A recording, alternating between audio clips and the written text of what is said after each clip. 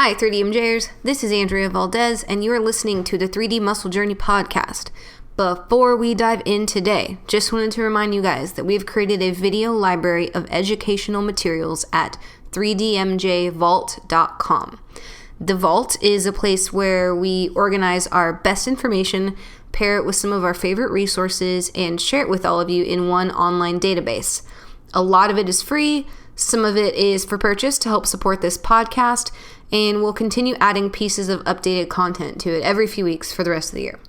So as of this recording, we have courses on the recovery diet, how to pose for bodybuilding, how to lose weight while gaining strength, and a couple of Q&A video collections, one on fat loss and one on hypertrophy. So once again, that is 3dmjvault.com. Go check it out, and let's get into the show.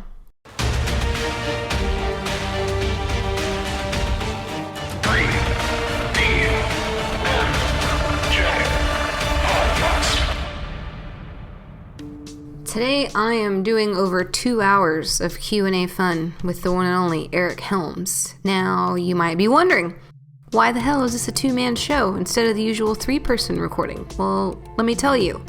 It started a few weeks ago when I got the flu and I could barely talk, definitely couldn't record podcasts for a bit, which put us a little bit behind our normal production schedule.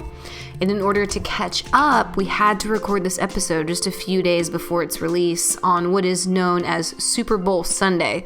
So for our listeners who are not in the US, that is the national championship for American football, and it is very serious business. So because Alberto, Brad, and Jeff are American men, we wouldn't dare ask them to miss such a glorious occasion.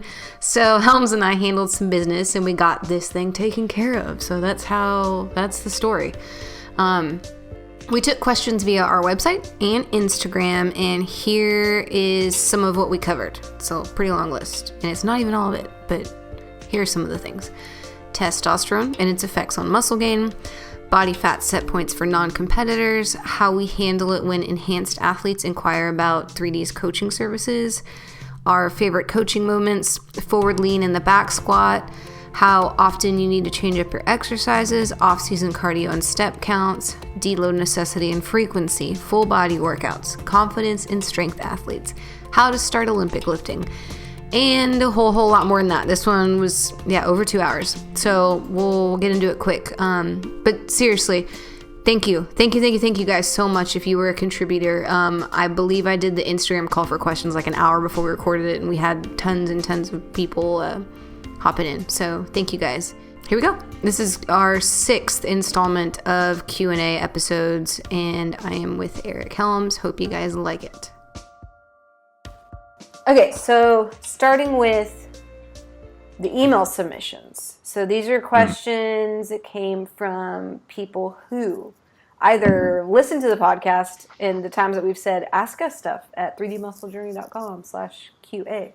Or they're on our email list, and at the bottom of every email, there's a giant ass button that says, click here to ask us a question. So these are our people. These are our homies, yeah. All right, question 1 from James. Does testosterone within normal ranges make any difference in gym performance depending where it falls within that range? Is it actually possible for somebody to produce no testosterone? And if so, would they lose muscle mass, maintain it, or actually be able to gain it? Question mark. So I'll work backwards from the start. So there are clinical conditions where you don't produce testosterone, and yeah, you definitely will have issues. Basically, and you'll need to have it replaced to be healthy. And it would have a huge impact on your ability to build muscle mass if you were not producing testosterone. As we know, men typically have more muscle mass than women, and not that women don't produce testosterone, and not that testosterone has the exact same effects in women as it does in men. But yes is the short answer. However, within the normal range, testosterone will probably have a very minimal effect. Like maybe if you compared someone at the very bottom of the low normal to the very top of the high normal, there might be some differences. But the differences aren't so much to as completely dictate and override other factors.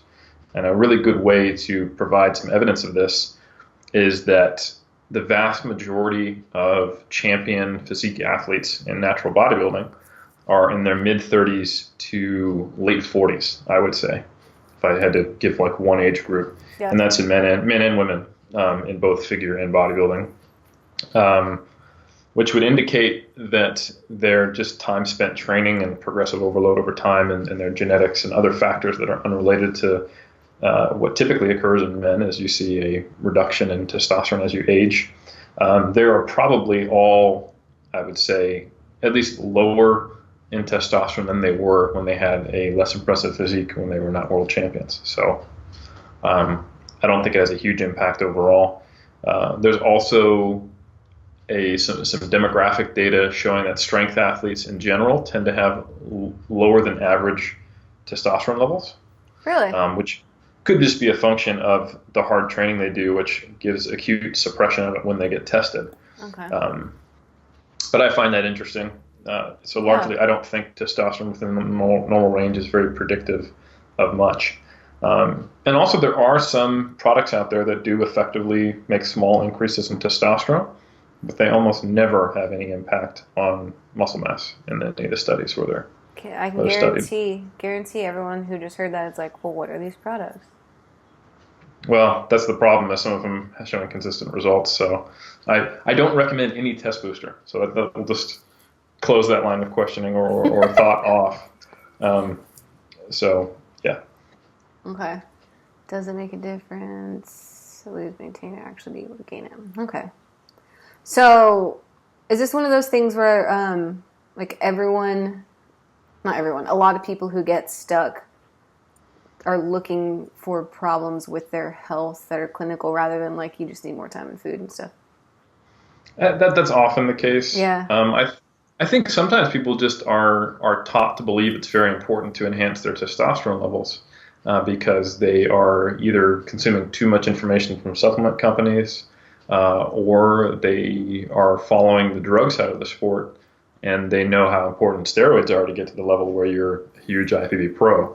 And they just assume that it's the same thing for normal levels of testosterone, which it's not an unreasonable assumption to assume that testosterone just completely scales versus it seeming to be relatively not much of an effect and then making much more of a difference once you get past the physiological range. And truly, it probably does scale linearly. It's just that I think people forget just how much more testosterone is in a person who's taking the level of drugs that like an IFBB Pro's on. I mean, it's orders of magnitude higher than what is being produced in a natural athlete. Yeah. So, like have you ever heard of the ratio tests they do, like testosterone estrogen ratios, like a 6-to-1 or a 4-to-1 being the cutoff, where even if we didn't detect something, we know that ratio shouldn't exist in a natural athlete. Like that is incredibly high and super, super crazy. And it's, I think the statistical probability that someone has a 4-to-1 ratio just genetically, naturally is almost impossible, So it's kind of one of those things where we're comparing apples to oranges just because of the sheer magnitude of hormones that are in someone taking non-tested bodybuilder level of stuff. Dang. Okay. They're so giant. Every time, and I think about when you talk about that too, it's like the difference in a local NPC show, which is not tested, and like the Olympia, it's just there. It just makes me, reminds me how different there is from like, I'm getting a little help versus like, this is my life and career and I'm blowing up and I don't give a shit how it affects me later. Like there's levels within that too. Yeah. Actually, just to reference this, I actually saw a really good interview. Jeff Nippard had John Meadows on his podcast, on his YouTube channel. And I was just really blown away and impressed by John Meadows and how frank and balanced he was in talking about that and talking about what it's like to be, natural and the decision to make that transition and then how to do it within that context as safely as you can to mitigate the risks. And it was probably the most rational, logical discussion I've ever heard. So if anyone ever wants to check that out, cool. The Mountain Dog and Jeff Nippard discussing that, I think you should check it out. Is he still the Ice Cream for PR's podcast? Is that still the title? I think it's just Jeff Nippard's podcast. I think it's been rebranded. Okay. My bad. Yeah. My bad. Yeah. All right. Good to know. Thanks, dude. Okay, question 2. This is like a little long, so bear with me for like 30 seconds while I read it. Okay, Feel free to paraphrase it. I am cutting off all because he did a real good job of giving us like all his specifics, but I'm just going to stick to the question. So, from Mick, how would you recommend a non-competitor to cut to the point of maximum leanness without all the negative stuff that comes with attaining a contest prep physique, such as loss of sex drive, hunger signals, cortisol, blah, blah, blah? Obviously, he recognizes that this will be much higher body fat percent than in prep, but how do you cut to the maximum healthy-ish? Yeah. How do you cut to the maximum healthy-ish maintainable leanness without all that baggage? He already said that. Okay. How do you find out you're at the sweet spot body fat percent, since they will differ? Any tips how to know when you've been dieting too much and need to wind it back? How do you know you've reached it? It's kind of, but yeah, basically, how do I get there? Or basically, how do I know when I have gotten there and now it's too far? Yeah. That's how it sounds. So this is we've talked about this before. Yeah. And because we've had so many, personally, I've had so many consultations with people who are on their like 8th try of maintaining a lean physique, and 9.8 out of 10 times the problem is that they're just trying to get leaner than they can maintain, and they really need someone outside of their head to tell them to stop doing that and just maintain a slightly higher body fat percentage. Excuse me. Now, the problem is that there are independent effects of being too lean and from dieting to get there.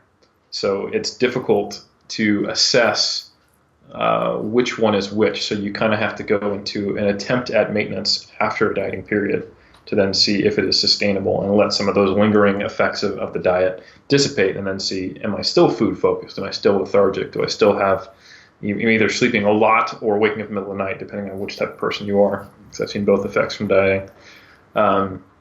So what I would advise is diet to a reasonable level of leanness in the first place. What would that look like? Probably somewhere between, say, 9 to 12% body fat, somewhere in there. For a dude. For a gal, that would probably be like 18 to 22% body fat, somewhere in there. And then hang out there, increase your calories, drop your cardio, but as much to the point where you don't start gaining weight past, like, say, the first week where you regain glycogen and you kind of see the rebound just from more food in your gut, etc. And then see how you feel after, say, a month of just hanging out there and increasing calories as much as you can without gaining weight. And if you are still food focused, that's too lean. That's basically the answer. So, and that means you just need to gain a little bit of weight. So put yourself into a slight surplus. Try to gain a pound every 2 to 4 weeks, because you're not just trying to gain muscle mass, you're just trying to gain some body fat. So being a little faster is fine. And then, after you put on, say, another 1 to 3% body fat, somewhere in that range, if you're starting to feel different and your hunger is starting to really get suppressed and your appetite's going away, then stop and maintain there. But I think the indicator is always going to be sustainability. So you need to have a low and manageable level of food focus, or ideally like normal levels of food focus. Some people are willing to have a little bit and manipulate their diet and their lifestyle so that, they're always, and you probably have these friends if you're involved in the fitness community who are always just kind of like really interested in what's on the menu, what are you eating, how does it taste, I made this cool recipe, and I find that stuff just annoying. But there is some amount of that you can maintain while still having other things in your life and not being like just a complete borderline eating disorder person. So I think having a manageable level of food focus that's just kind of like, there's quirky Rich who's always talking about recipes, that's fine. But if you're the person who's like, can I sniff your food, or shit like that, and like all you can talk about or think about or discuss is food, that's obviously too lean. Yeah. So questions within that, or that I'm trying to pull out for a listener, would be like when we give approximate ranges for body fat settling points, as we did, and we give percentages. If I don't have an underwater weighing tank and maybe a 4-compartment model with other things to get that accurately, how would I know? Well, luckily you don't need it because you don't actually care what your body fat percentage is. You just care what you look like. So most people struggle because what they want to look like is just below that range where they can settle. If you happen to be someone who distributes their fat well, who has a fair amount of muscle mass already, because that's another problem, is if you're trying to maintain a lean physique but you don't have much muscle mass, you're not going to like the way it works or the way it looks. So you'll think you just need to diet more, when in reality you just need more time spent lifting weights in a surplus before dieting. But assuming you are someone who has a fair amount of muscle mass, distributes body fat evenly, and can hang at a relatively moderately low body fat, then you may very well be able to diet and get to a point where you like it and maintain it. But I would say that's the exception, not the rule. Yeah. Further to that, then, I was just thinking of it as you were saying it. When you say that the time spent, or if you don't have that amount of muscle mass, and then there's that time spent that it would take for you to, in a weird way, the way I imagine it is like to have your skin drape over some amount of muscle and there to be shape there. That in between time, I find that it really sucks because it's like when people want this the most, and because of that, you shoot yourself in the foot even longer. And so how old is he? He's going to help me. Okay, so if I'm 36 and I started training,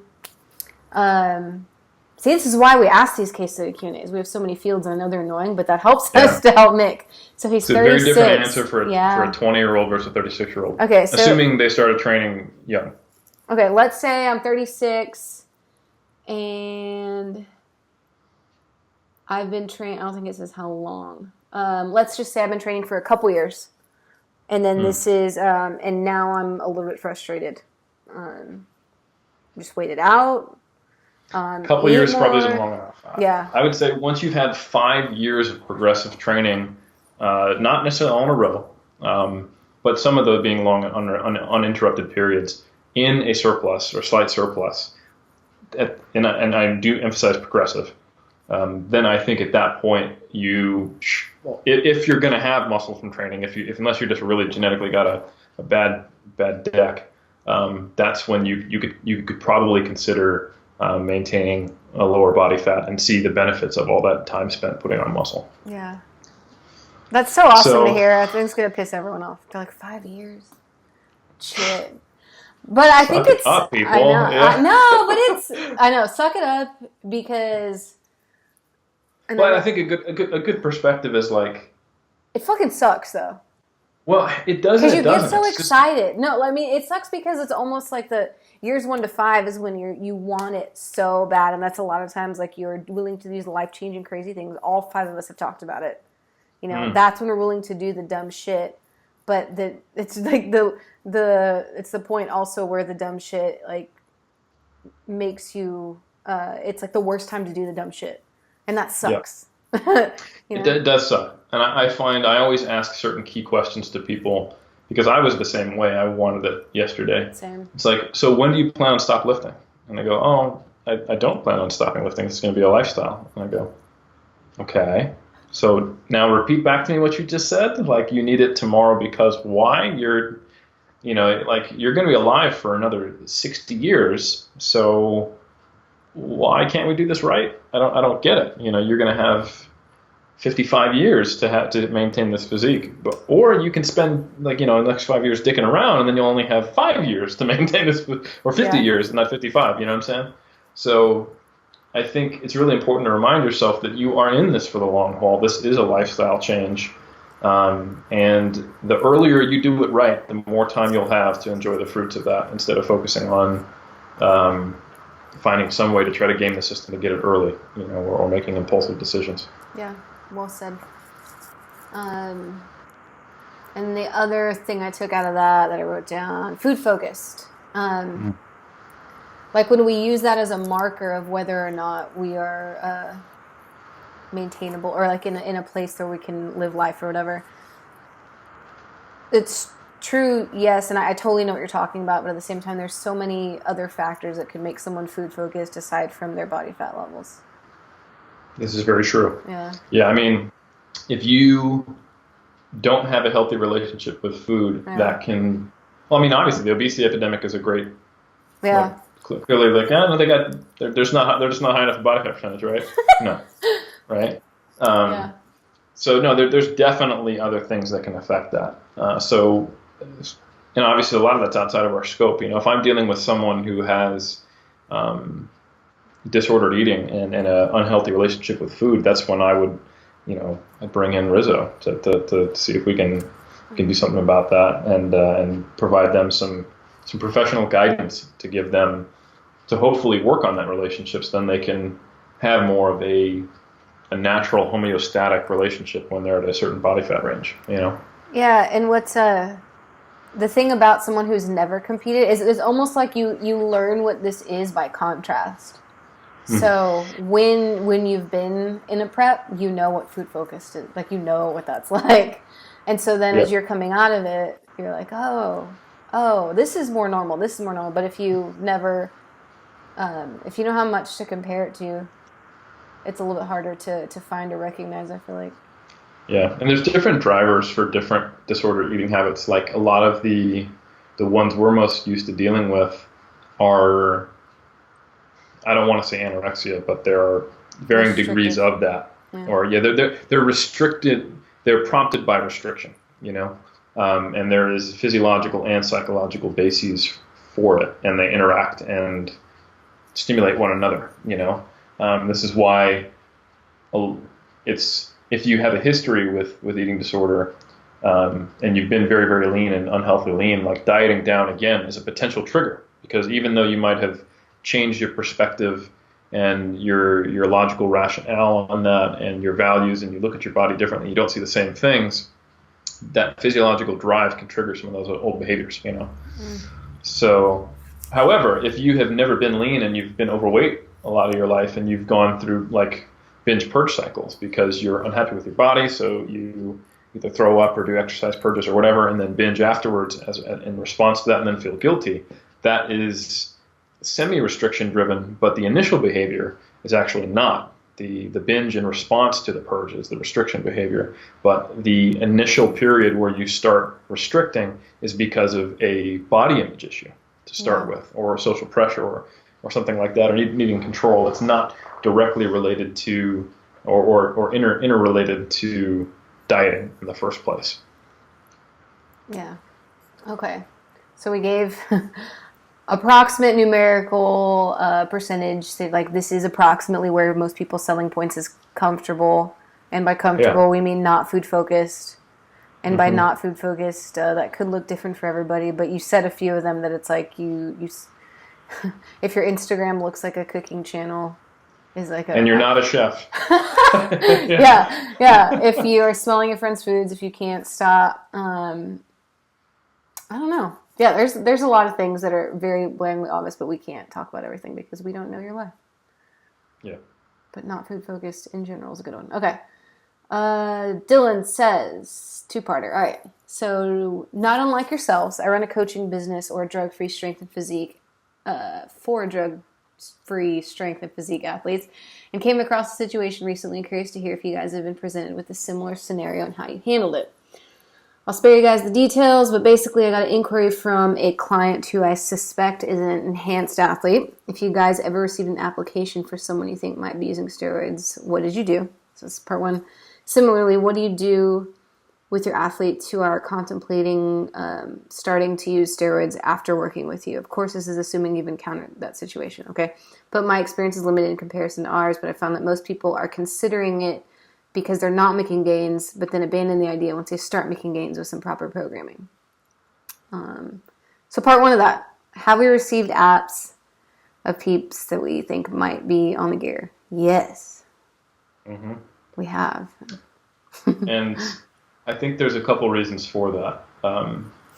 There are, depending on what culture you're in, and I don't even just mean like country, although that does impact it, but like who you surround yourself with and what community you come from. Sometimes drug-free is just something that you think people say because it's more acceptable to the outside world, and as a business person because it's illegal, and so it's not really. We're not really drug free. We just say that. That kind of really. thing. So, for example, I feel like I should know that then. So we had. I'll give you a great example. We had a bodybuilder who competed in tested events overseas in Eastern Europe, who contacted us, started working with us, and in his first report listed the anabolic substances he was taking. Okay. He's like, literally, the title was Banned Substances, and he had the list and the dosage and how much he took. Because he just didn't think it... He was like, yeah, we're drug-free, right. Yeah, I get it. Wow. Well, okay. So like, from some of these Eastern Bloc countries and some other, like, I remember one time, like there used to be on the muscular development forums, Dave Palumbo had a Q&A thing all about, like, if you wanted to use drugs and stuff like that. And someone asked, how do you beat tests if you're going to compete in a tested event? And he just explained how he has his clients do that. I don't think that's the norm. I think that's...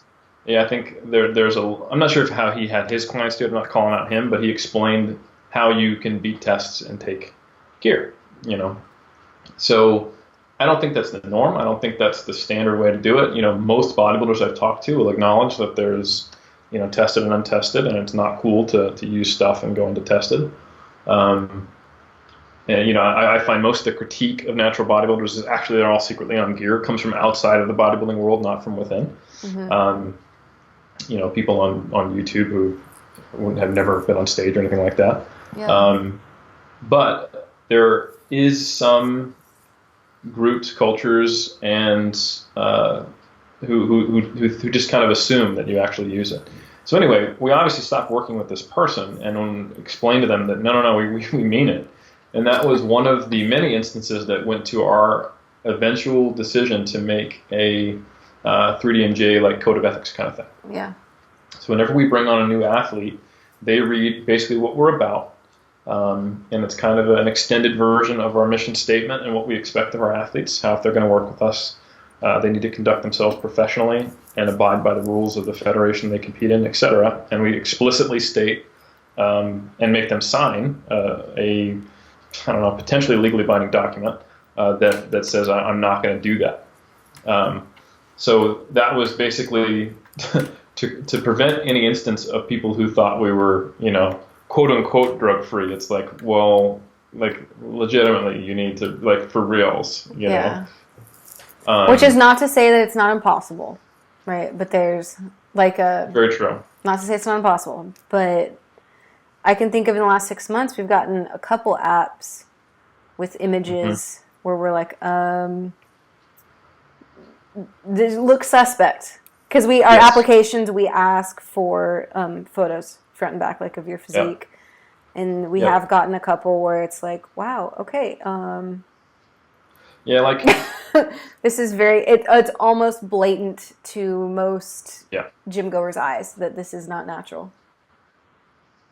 Yeah, and we've worked with some like top 5 WMDF heavyweights who the average person would just assume they're on gear, but they're not. So we know what the extreme levels of natural physique attainment are, and even these are like beyond that. Like this, it can't happen, And anyone who tells you they can visually assess drug use is lying, unless it's simply just because the person is impossibly big, right? And that's basically what we've been looking at when we see these applications. They're just like, yeah, you're going to be on stage at 5'9" at 220. I really don't think you're natural. Like, I'm sorry, And that's, if I'm not mistaken, that's all I know that it goes to all of us if it's questionable via our admin, and we give our little 2 cents, and we're like, yeah, this isn't going to work out. And then she says, unfortunately, because, or one of us does, or we'll schedule it. I don't know that we've ever actually told someone, unless someone outs themselves as being on gear, we don't tell them we can't work with you because you're on gear. Because we truly don't 100% actually know. Yeah. I mean, we think we know, but we basically tell them, hey, we don't have any availability, And perhaps these are people who, once they actually got the initial documents, they're like, oh shit, I didn't know they were a drug-free coaching company, you know? Like, I don't know. We've had people who are just not that active online who just get recommended, like just a random conversation at the gym, like, hey, you should check out 3D Muscle Journey. And they don't know what's up, and they like, oh, I didn't know that, or they just heard me on a podcast or something like that, and they clicked on my Instagram and then went to it just goes to the 3DMJ office email, that kind of thing. Yeah. Or doesn't look in depth. So I mean, it's certainly possible that some of these people just don't really know what we're about, and evidenced by that example. Yeah. Some people think that what we're about is false, or it's an illusion, So. We've also had plenty of times, now that I think about it, where someone says, like, hey, I used to take this, is it okay? Like, a lot of people are pretty honest about it, too. They say, like, I'm still on this one thing, but I used to take these other things, is that okay? Or people run stuff by us all the time. Yeah, we get people who are on HRT. We get people who have a history of using, pro hormones or actually full-blown gear at some point. Mm-hmm. And I would say, in my experience in natural bodybuilding, close to half of competitors who've been in the game a long time at one point might have done something. A lot of times really, you it's think pro hormones. So? Yeah, it's probably like 40%. Huh. Because there was a huge era where like you could get andro over the counter. Like I took pro hormones. Oh, that's right. A couple. Right. Yeah, like we're talking a total of it was like 2 weeks. Less weeks than the number of. No, it wasn't 2 weeks, but it was less weeks than I'd been training for years naturally. Let's put it that way. Like 2005, 2006, you could just go to bodybuilding.com and add andro to your cart or something else and just use it. You can get over the counter at GNC, and a lot of our listeners don't even know what GNC is anymore. But but the point is that they were easily purchasable, FDA approved, and they were essentially just modified or short form versions of anabolic androgenic steroids. So. And the federations know that. They understand that, and they have rules in place for that. So, for example, the WMBF has a 2-year rule. So if you've taken any non-FDA banned pro hormones that were obtained legally, you only have to wait 2 years versus the full 7. Just because if you go with the whole like lifetime, no one who ever even if you were 21 and you were just an impatient guy in your first couple of years of training and you decided to take andro, you can never compete in natural bodybuilding. I really don't think the 4 weeks are gonna, if honestly, if 4 weeks of andro turned you into Ronnie Coleman, it's just not the way it works. Like I'm way bigger now than I was, at the time. But it's not about me. The point is that there's a ton of people who do that, and then they have no option to compete in natural bodybuilding for the rest of their lives. Like that's kind of like pushing them towards using gear. Yeah. So I think it's good that there's a place for them to compete, and I think most bodybuilders at some point consider whether or not they want to go that route. Or people who haven't even considered whether they want to compete in bodybuilding yet and just go, oh, this is something I can take that would help me get jacked and huge. That's my goal. That was my situation. I wasn't even thinking about competing yet. But well, it was different then too. I imagine a lot of people in 2010 I remember not even knowing that there was a difference.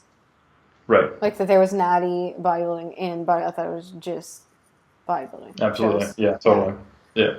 So the way we deal with that is simply whatever federation you compete in, you have to be abiding by the rules. So it's if 3 years ago you used a pro hormone, that's fine. You just disclose that in your poly, follow the rules of WMBF or whatever. And if federation doesn't allow that, you can't compete in that federation. Likewise, if someone was on, full-blown gear, then just so long as they have been off for the amount of time that's required and they're currently drug-free and they intend to stay drug-free, we'll work with them. Mm-hmm. In some cases, people are on HRT, which is banned almost in every single natural federation I know. But if it's doctor prescribed and it's for health reasons, and that's the only thing they're taking, they're just taking it for that, and they want to compete in, let's say, an NPC or untested show, then that's absolutely fine. We work with them as well. It just needs to be actual HRT, not like I'm calling it HRT, but I'm actually on 1,000 milligrams in DECA, or something like that. Yeah, and not to be like naive either. Like we understand that there is a possibility people could just lie to us. Like, you can't ever, we don't have a lab that goes around the world blood testing our athletes or nothing. But we do the best we can. Here's one thing I will say. I think it's much more likely that someone would lie and try to beat a poly and compete in a show than they would hire a coach who's a drug-free coach, only has that skill set, and then lie to them. Like, I think, like, I don't see the rationale in doing that, because getting on stage when you're, on gear and cheating the system, you get accolades for that, you get acceptance, you get to win, there's kudos you get for that. But working in a confidential relationship with a coach and then lying to them about something you don't need to lie about, when you could just hire another coach who's perfectly fine for the same cost and has experience working people on gear, it just seems unintelligent to me and short-sighted, because they're disservicing themselves. Yeah, really, honestly, so I wouldn't be the best coach for you if you're secretly on gear. I'm not gonna. I don't know, because I've only worked with like 2 people ever who have ever been on gear, a family friend, and then one person who I did like outside of 3DMJ just because I wanted to help them out. But I have hundreds of people of experience who aren't on gear. Yeah. So it makes a lot more sense to me to hire a coach with the skill set you need. So when it's just a one-on-one thing and like I don't see many people. I'm not saying it's impossible that no one's ever slipped between the cracks and like, I secretly worked with 3DMJ while I was on gear, like, but I just don't understand why they would do that when they could work with someone else. Now, we have had a fair number of athletes. Say again? I was going to say, we've had athletes that worked with us, did well, and then later on in their careers, oh, absolutely, yeah, they decide to go that route, and then they just don't come back, and we still know them. That's absolutely fine. I think that's the respectful thing to do, because you know that if you decide you want to become an enhanced bodybuilder, then you shouldn't be working with 3DMJ, So we're not judging you. It's just not what we do, and it's not what we're about. And we'll, more power to you. And I have a ton of respect for all bodybuilders, enhanced or not. But I would think that most of our clients, and they have, or most of our clients have shown us that they respect us enough to, if they make that personal decision in their lives, then they, do that under someone else and don't try to like sneak it past us. So I think, and we have recommendations too. Like as far as when we get someone and they actually say, hey, can I work with y'all? By the way, I've done these things. And we say, okay, well, actually we can't, but we know these couple of people that do work with people who have done that, and more power to y'all, and have a good time. Yeah, absolutely. We'll recommend you some good evidence-based coaches who are, comfortable and knowledgeable working with people who are enhanced, and that's absolutely fine. So yeah, and the last part of the guy's question, what do I do if a former client gets on gear? Nothing. I don't think he means after, like later. I'm assuming he means like now they work with me, and like it within the time frame that we are working together. They are debating this. I actually have had clients be like, I'm really debating, taking gear, and my big question then is always like, well, like where are you going to draw the line? Like if you're just frustrated with your progress now and you want to be bigger and stronger, so you're going to take gear. When you stall at the level of whatever your current amount of gear allows you to get, then what? Are you going to take more? So I think I try to instill an appreciation for the process and the experience and progress, not the end point or the amount of progress they're making. And that's not to say like I don't value trying to get them the best natural gains they can get. Of course, that's what I'm trying to do. We're coaching competitive athletes. But I worry much more about their just long-term enjoyment and sustainability in the sport if they want to turn to drugs just because they're unhappy with the level of gains they're getting. That means they're focused not enough on the journey and too much on the outcome, in my mind.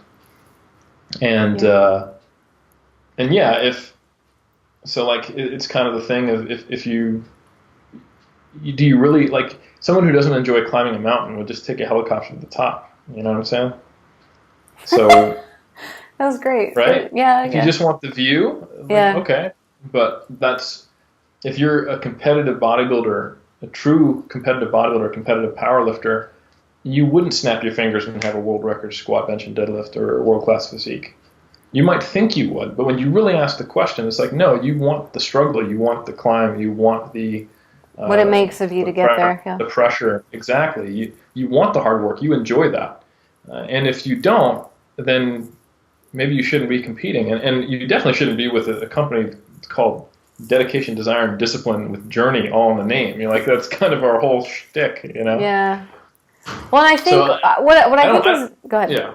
I was just going to say, I don't shame a person who asks me that. I think it's a very natural question to have, and to be frustrated and to be impatient and to want it now and to consider that. And I have an open dialogue with the person. And if they really decide that's what they want to do, it's right for them, and they think that it is really, that they can maintain all those other healthy things, and they do enjoy the journey and the process, then I would just say, hey, all right, don't pay for the next month. Make sure you have a good plan to stop working with me, and here's what I'd recommend checking out, you know? Yeah. But I want to kudos to that dude for knowing who he wants to work with and sticking by it, because that's rare. Not about rare as far as like athletes taking shit and not, but rare as in like we've talked about this in like our fitness business podcast we've done or whatever, that people want to be, I can do Gen Pop and geriatric and contest prep and Group X and whatever. Like, I appreciate that this guy's specializing in cutting boundaries, and this is the people I want to work with. And meh. Absolutely. Yeah. Absolutely. Do a niche and rare. Do it well. Yeah. Okay. On to Instagram. Are you ready? The Magis. Yep. Joe, TSA Joe asks, I'm going to ask you, what's your favorite coaching moment ever? Every time I have Skyped with Joe. Okay. All right, Joe, is that what you wanted, or do you want the real answer? No. Knowing Joe, he wants the real answer. Yeah. So I just feel like I have to say I appreciate all the moments I've had with all my clients over the last decade. Yes. But I think a really cool achievement was getting to coach two different times I can think of. When I got to coach at the WNBF Worlds in 2014, Jeff went there, I went there. Jeff competed, and then Berto and I were working with our athletes. So I had Tara Ibijer and Neil Kachuk, who were both competing in their respective classes, and that was really cool. And then we were also helping with Evan Godby, who was competing, and also, of course, Jeff. So, and also Carl. I think that was the year Carl won his pro card in the amateur division. So we had a fair amount of athletes, and that was the first time I got to be in-person coaching at WNBF Worlds with pro clients who were placing in the top 10, top 3 in one case. And it wasn't just the achievement, but it was kind of just the reflecting back and going, shit, I remember when we started, like, hey, we'll offer free coaching. You can be our sponsored athlete. I swear to God, we know what we're doing. I've done 2 seasons, that kind of thing. And I was, 25 and had done 5 shows, and now being in, at the time, I think I was 31, and 3DMJ I think that was the year we might have gotten the award at the Mayhem. The Mayhem? Yeah, the 2014. Because y'all were all there. That was actually the day that I met you in person. Yeah. So that was a really cool year, because that was, I think, the first time I felt we'd been acknowledged by not just kind of the new school of natural bodybuilding, but also the old guard and the people who, as you always say, you're standing on the shoulders of giants. Like, we were helping our athletes at Worlds, and Bob and Tina had said basically, hey, you guys are doing an awesome job. So it was just very cool that year to get the recognition that what we had been attempting to do for so long was indeed happening, and we were having a positive impact on the sport. And that was kind of culminated with Worlds in 2014. And then on the similar feeling on the powerlifting side was when Bryce competed at Belarus. IPF Worlds in Belarus last year. And just big shout out to my boy Bryce. We've been working together since the beginning of 3DMJ in 2010.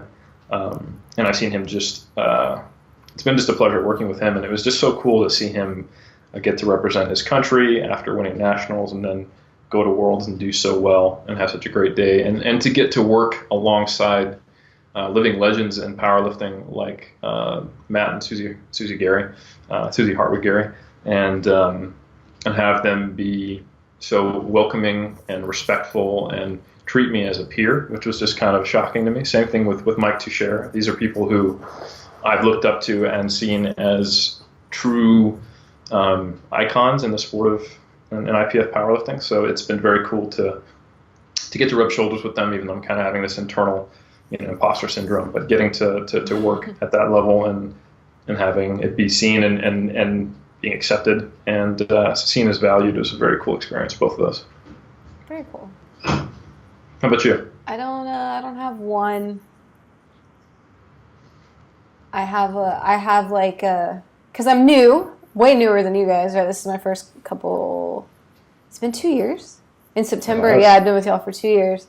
So came on in September of 2015. So obviously my first season, first time Almost 2.5 years. Yeah.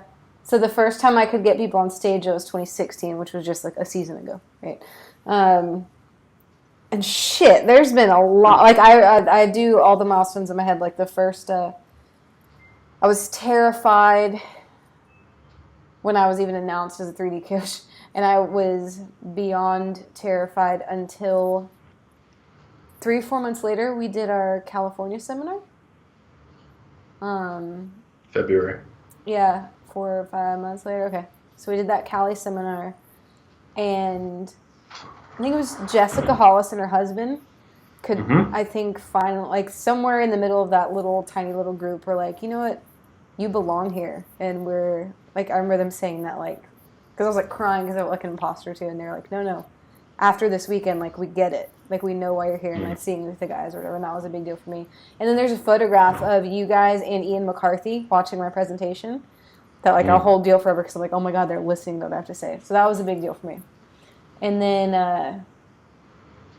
my first person to get on stage was a big deal. And I want to say the second person to get on stage, the first female, actually won her class in Masters at an NPC show.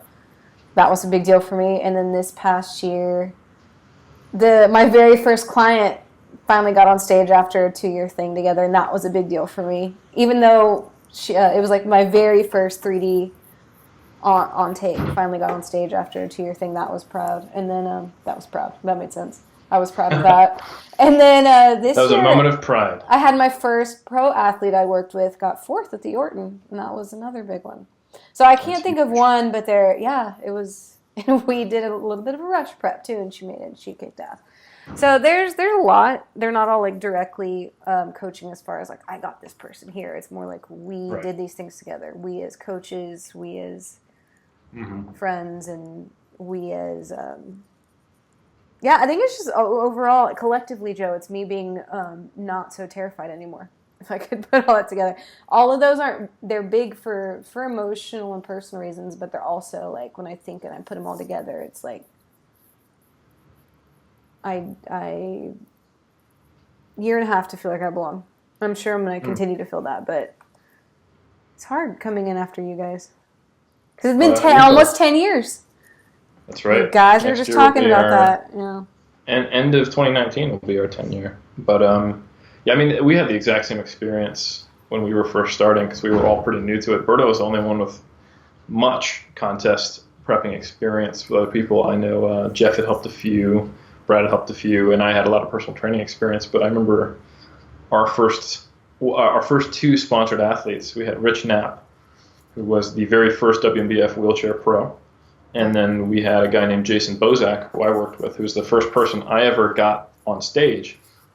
He actually just Facebook messaged me recently, so shout out to Jason.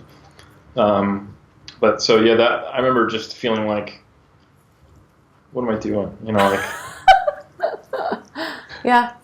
Well, and again, we talked about this over and over, but the thing is that like I'm trying to, I don't want to say catch up, but like at least you 4 were like not super well known yet when you were like, what am I doing? If I let someone down, it's like, not that you ever would, but it's me and this person. If we don't do as well, I'll learn from it. But me, it's like if I fuck someone up, it's like the legendary 3D name. I know you don't feel that way, but like for me, I'm like, I like forever secretly was like, is everyone pissed that they're working with me? Like they wanted to work with Birdo, right? Like, you know what I mean? There's that. But also, and I don't want to discount, there's a lot more prior to that were in-person coaching. Having my athlete get on stage in a different state and I'm waiting for a text on my phone was far scarier than like 3 years prior when I have 15 little girls going to the state championships and I'm setting their bars and coaching up their beam and doing warm-ups in time. You know, like that I knew since I was little. Like you have to be there, you have to run the events, you're doing inquiries with judges. Like gymnastics coaching is very involved. Day of. And all that shit was like cake compared to like, oh my God, I have an athlete getting on stage. Oh my God. And they're like, no, close. You're not used to that. And yeah, like like you, I came from 5 years of personal training. 5, 6, 7, 8. Yeah. 5 years as a personal trainer before we started 3DMJ. Yeah. And then it was really interesting because there was a 1.5, 2 year period where I was still doing some one-on-one personal training while I was doing online coaching, and the contrast between the two was more different than I thought it would be. That's for sure. Yeah. But I still think extremely valuable that I'd done one before the other first. Yeah. Or I really felt like I didn't know what I was doing. Yeah, I think another one that's coming up though for me of all the things is I've never been at one of my athletes' bodybuilding shows. Oh, that's a cool experience. Yeah, I've never been backstage with one of my athletes. We used to do that a lot when we were all in California still, from like 2000, late 2000, so from 2000, the 2010 season through, for me, the 2011 season, we were dirty dream tan hands, like from April till November, all over California, even into Washington sometimes. It was all local though too, as in like, even as late as 2013, 2014, when I lived in Cali, like right before you left, it was still like all the coaches were there, and of 3DMJ, most of the athletes were also there, or lived, within a 5-hour drive, say.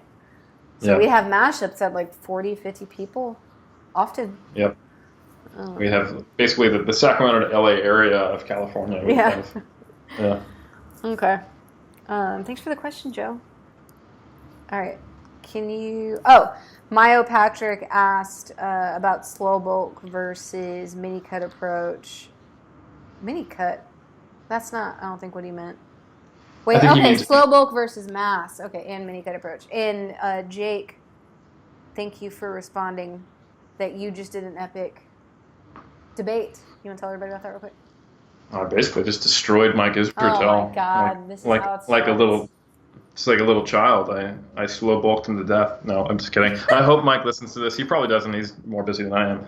But yeah, I would say that's definitely go check out that discussion between myself and Mike Israel on Abel's YouTube channel. Yeah, so that's I think like an hour and a half. Yeah, Sustainable Self-Development Podcast. SSD podcast, that's right. With Abel, and I don't know how to say his last name, but it's an S and a C together, which is weird for me as an American. How do you say it? I always say Kasabe, but it's probably totally wrong. He's probably like, you bastard. No, Abel's great. But yeah. If you Google Eric Helms, Mike Israel, bulking debate, it'll come up. But luckily, we have a tremendous helper. I don't say helper. Fuck. Awesome Steve Taylor, who will link it for us. We don't have to do that. Mm-hmm. Go to the show notes for this episode at 3dmusclejourney.com/podcast. All right. Jeremy. Oh, Jeremy. What's up, Jeremy? He was a part of, I think he had a question or two in our first case study Q&A product. Nice. Thanks for the help. Yeah, man. Okay, I tend to tilt forward above 85% on high bar squats. Should I focus more on quad hypertrophy? Should I swap out Romanian deadlifts for good mornings? Above 85%. What do you think that means? So you're saying when he's high bar squatting and it gets heavy, he has more forward lean. Got it. Okay. So what should I do? You were just telling us about this. Study. Yeah. So some of that could be related to just ankle mobility, but the fact that he's experiencing it when it gets heavy makes me think that it's probably just a bit of form breakdown. So that could be a number of things. And a holy shit moment. That used to happen to me a lot when I would just get a little bit scared and I'm like, I'm going to make sure I don't fall. And then I would fuck up my form on purpose. So stupid. Yeah. So there could be a lot of things going on there. I think it's a mistake to just try to say, it's probably my quads, or it's probably my thoracic spine strength. It could be both. It could just be you don't have enough practice at heavy loads. So you could certainly try to do, say, like more front squats, which is basically kind of challenging that front rack position even more as a way to as a useful assistance exercise. You could try to do like high bar position, good mornings. Not too high bars, more like mid bar, because you don't want to actually rolling under your neck. That's a recipe for unfun. But yeah, like high bar position, good mornings. So you kind of have to keep thoracic extension, and then while you're doing hip extension, like that's probably a useful motor skill development and muscular development thing for if it's a thoracic issue. And then front squats would probably be useful accessory work. However, I think probably the most specific thing, not that this would solve everything, but if it is an issue of just form breaking down at heavier loads and not having the confidence, like you kind of alluded to, Andrea, would be maybe you start your volume days off with a single at 85%, And if you can make that single at 85% look really, really clean, then you really get more chances to kind of ingrain that habit.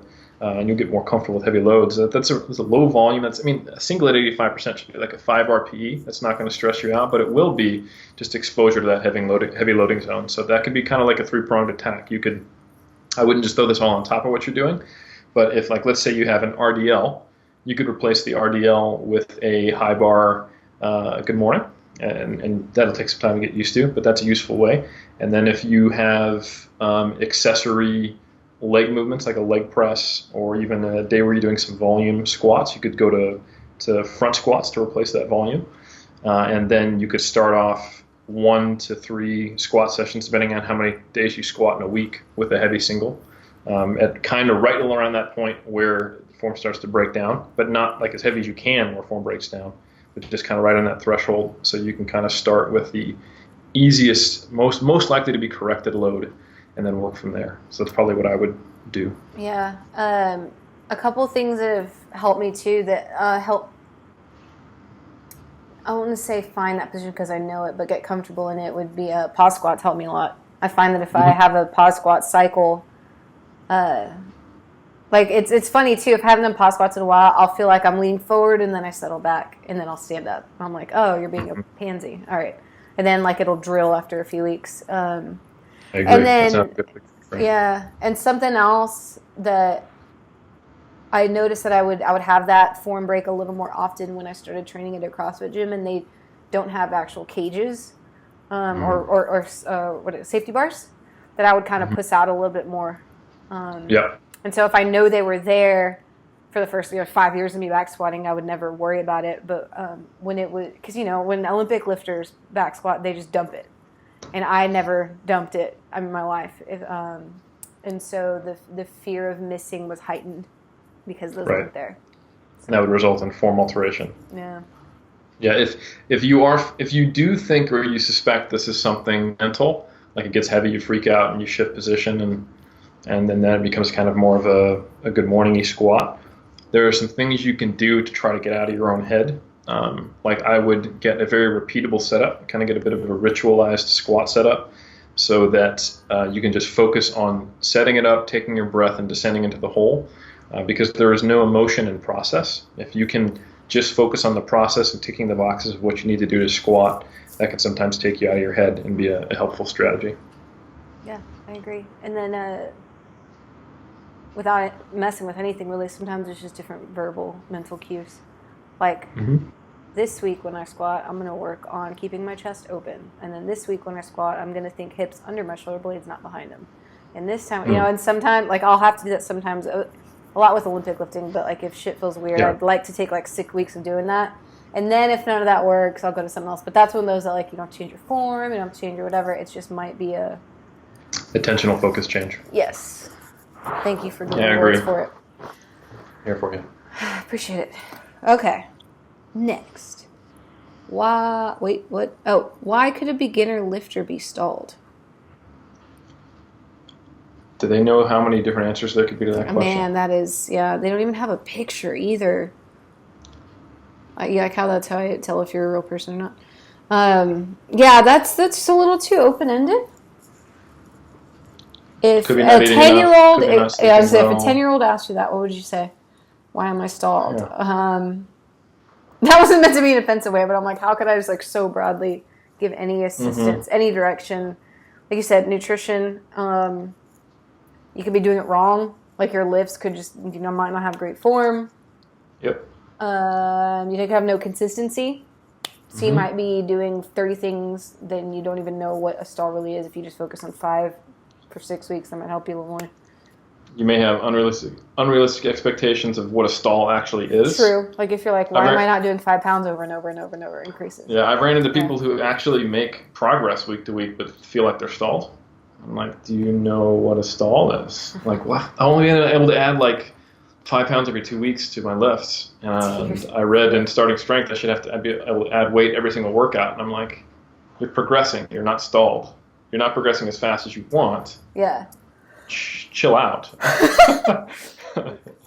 Slow your roll. All right, cool. Kite flying high. Sometimes when I do toes to bar, that might. It's for you. I know, right?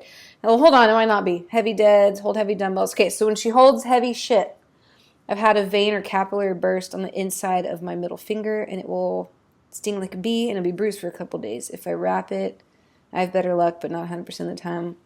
I'm going to the doctor for it soon, but in my research online, I haven't heard much from lifters on this. That is It's annoying. That's what she said. It's incredibly annoying. Yeah, I don't...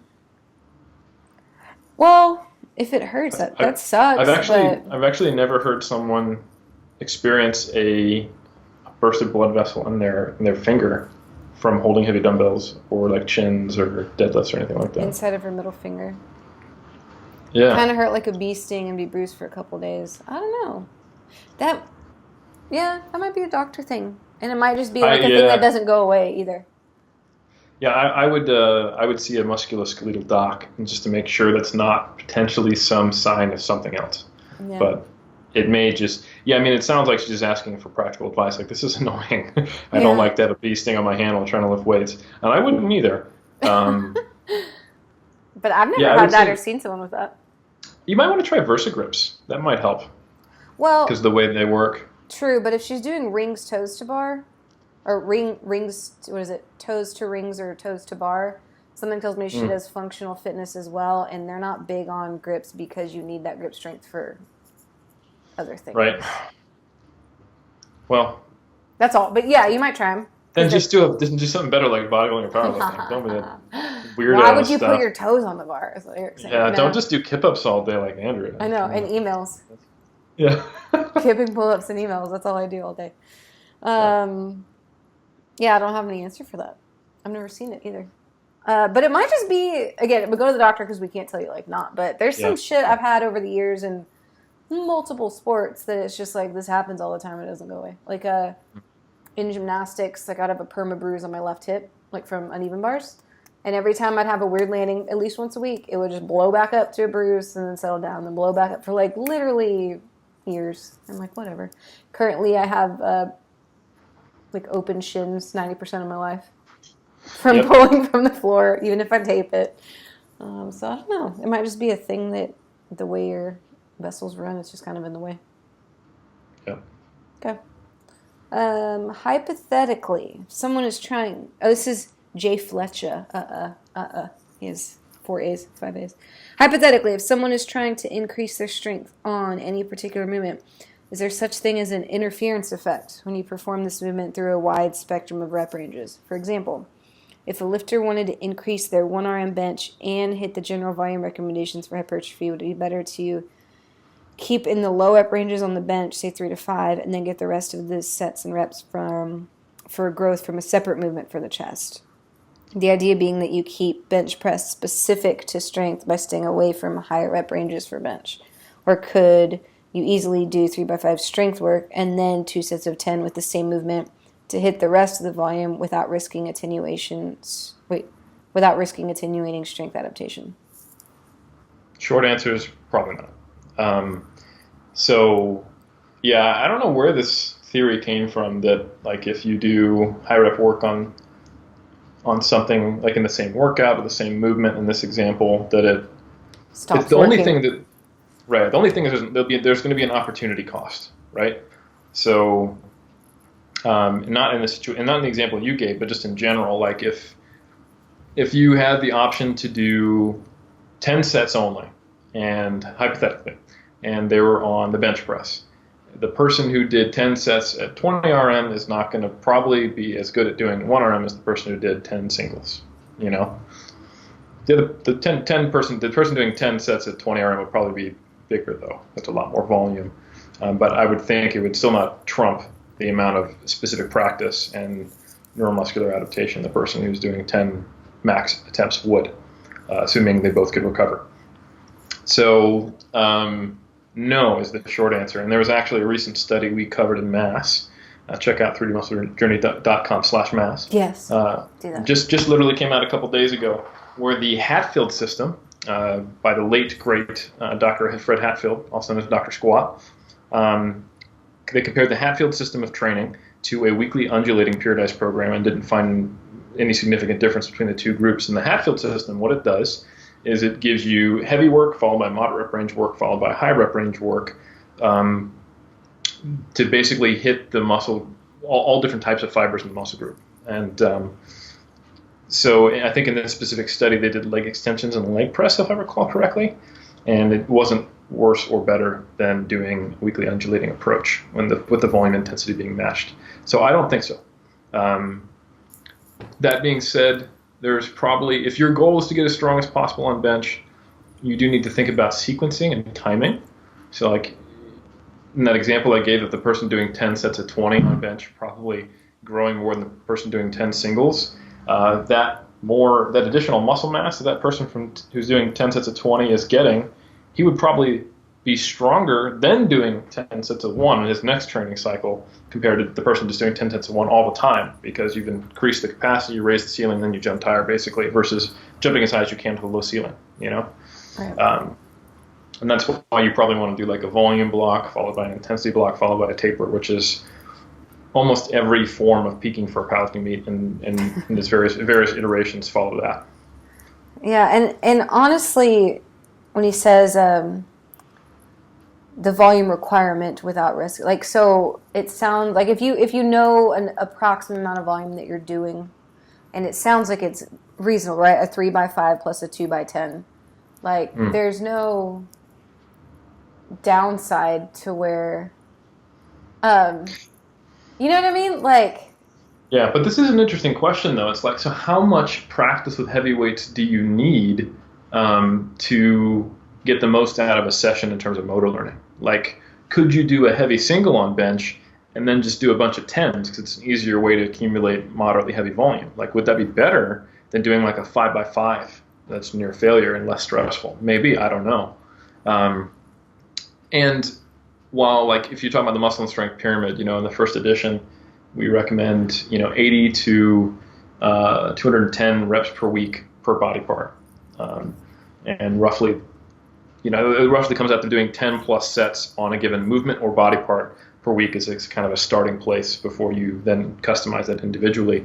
It's important to remember that not all volume is created equal in terms of the adaptive response and the fatigue it generates. Like, obviously a 5 RM is going to produce a different adaptation and different stress level compared to a 15 RM. You're going to get joint strain and feel a lot more beat up from a 5 RM, while the 15 RM is going to make you feel a little pukey, have metabolic stress, you're going to be breathing heavily, etc. And you're probably going to have to rest longer after the 15 RM if it's a true rep max than a 5 RM. So they're not the same, and sometimes it makes sense to do sub-maximal heavy work, like singles at 80 to 90%. That's like a great way to practice heavy lifting without being at a high RPE, to practice your lifts, and then maybe get your volume with the 6 to 12 rep range at a slightly higher RPE. Like, you can combine those to probably get a better option than just thinking binarily, like I need to either do, volume work or heavy work. So if someone is looking to get strong on bench but grow, then you do need to combine the two. So perhaps for your horizontal pressing movement, you're primarily doing bench, and you always start off semi-heavy, but not always, maybe at least a couple times a week, and then but you get volume on bench as well, and there's nothing wrong with that. It certainly wouldn't interfere with it. Yeah. And there's, like you said, joint stress, I think, is something to heavily consider when you. I mean, because the only thing is, like, if I did, like what you said, how the Hatfield squat thing, how there's 3 different heavy, moderate, light. Yeah. Like, I'm like, my knees would bother the shit out of me if I did that, but if I was like squatting with it.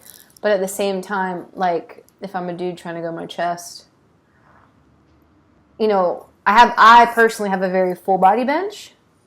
And so, like, if I, like, why wouldn't I go do some flies? Why wouldn't I? You know, like, it's not like that's all that there is to do. Yeah. I don't know. Absolutely. So, like, and a lot of people don't feel like, I don't feel my, sorry to interrupt you, I don't really feel my pecs when I bench. If anything, you know, like my anterior delts will get a little sore, my lats will get sore. Like, just my particular bench is not a very pec heavy bench. Whereas if you put me in between a couple cables, I can, in 3 sets, like, feel it for 2 days afterwards because I never do it anymore. But it's just a very different stimulus for me in particular, and I'm sure I'm not the only person.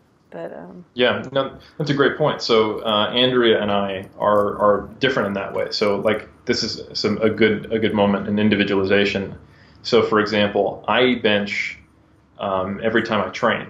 So that means 4 to 5 times a week, depending on the week. And some cycles of training as many as 6 times a week. I'm benching that many times.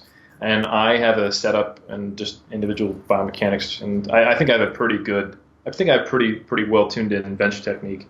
I don't get shoulder pain. It doesn't cause problems for me. And I get great tricep, delt, and chest growth out of bench. It's pretty much the only horizontal press I do. And that's fine. And I also happen to be a competitive powerlifter, so that's a great opportunity for me to really build that skill. I have numerous numbers of clients, and I've talked to a ton of people who either, like Andrea, just doesn't feel it very well in her chest and doesn't seem to get great growth out of it, or if they bench too frequently, it just beats up their shoulders or their elbow. So in those cases, if they want to be really strong at bench, you can do things like, I start off with a heavy single on bench, you know, a single at like an 8 RPE, and then I go hammer out flies or dumbbell presser, etc.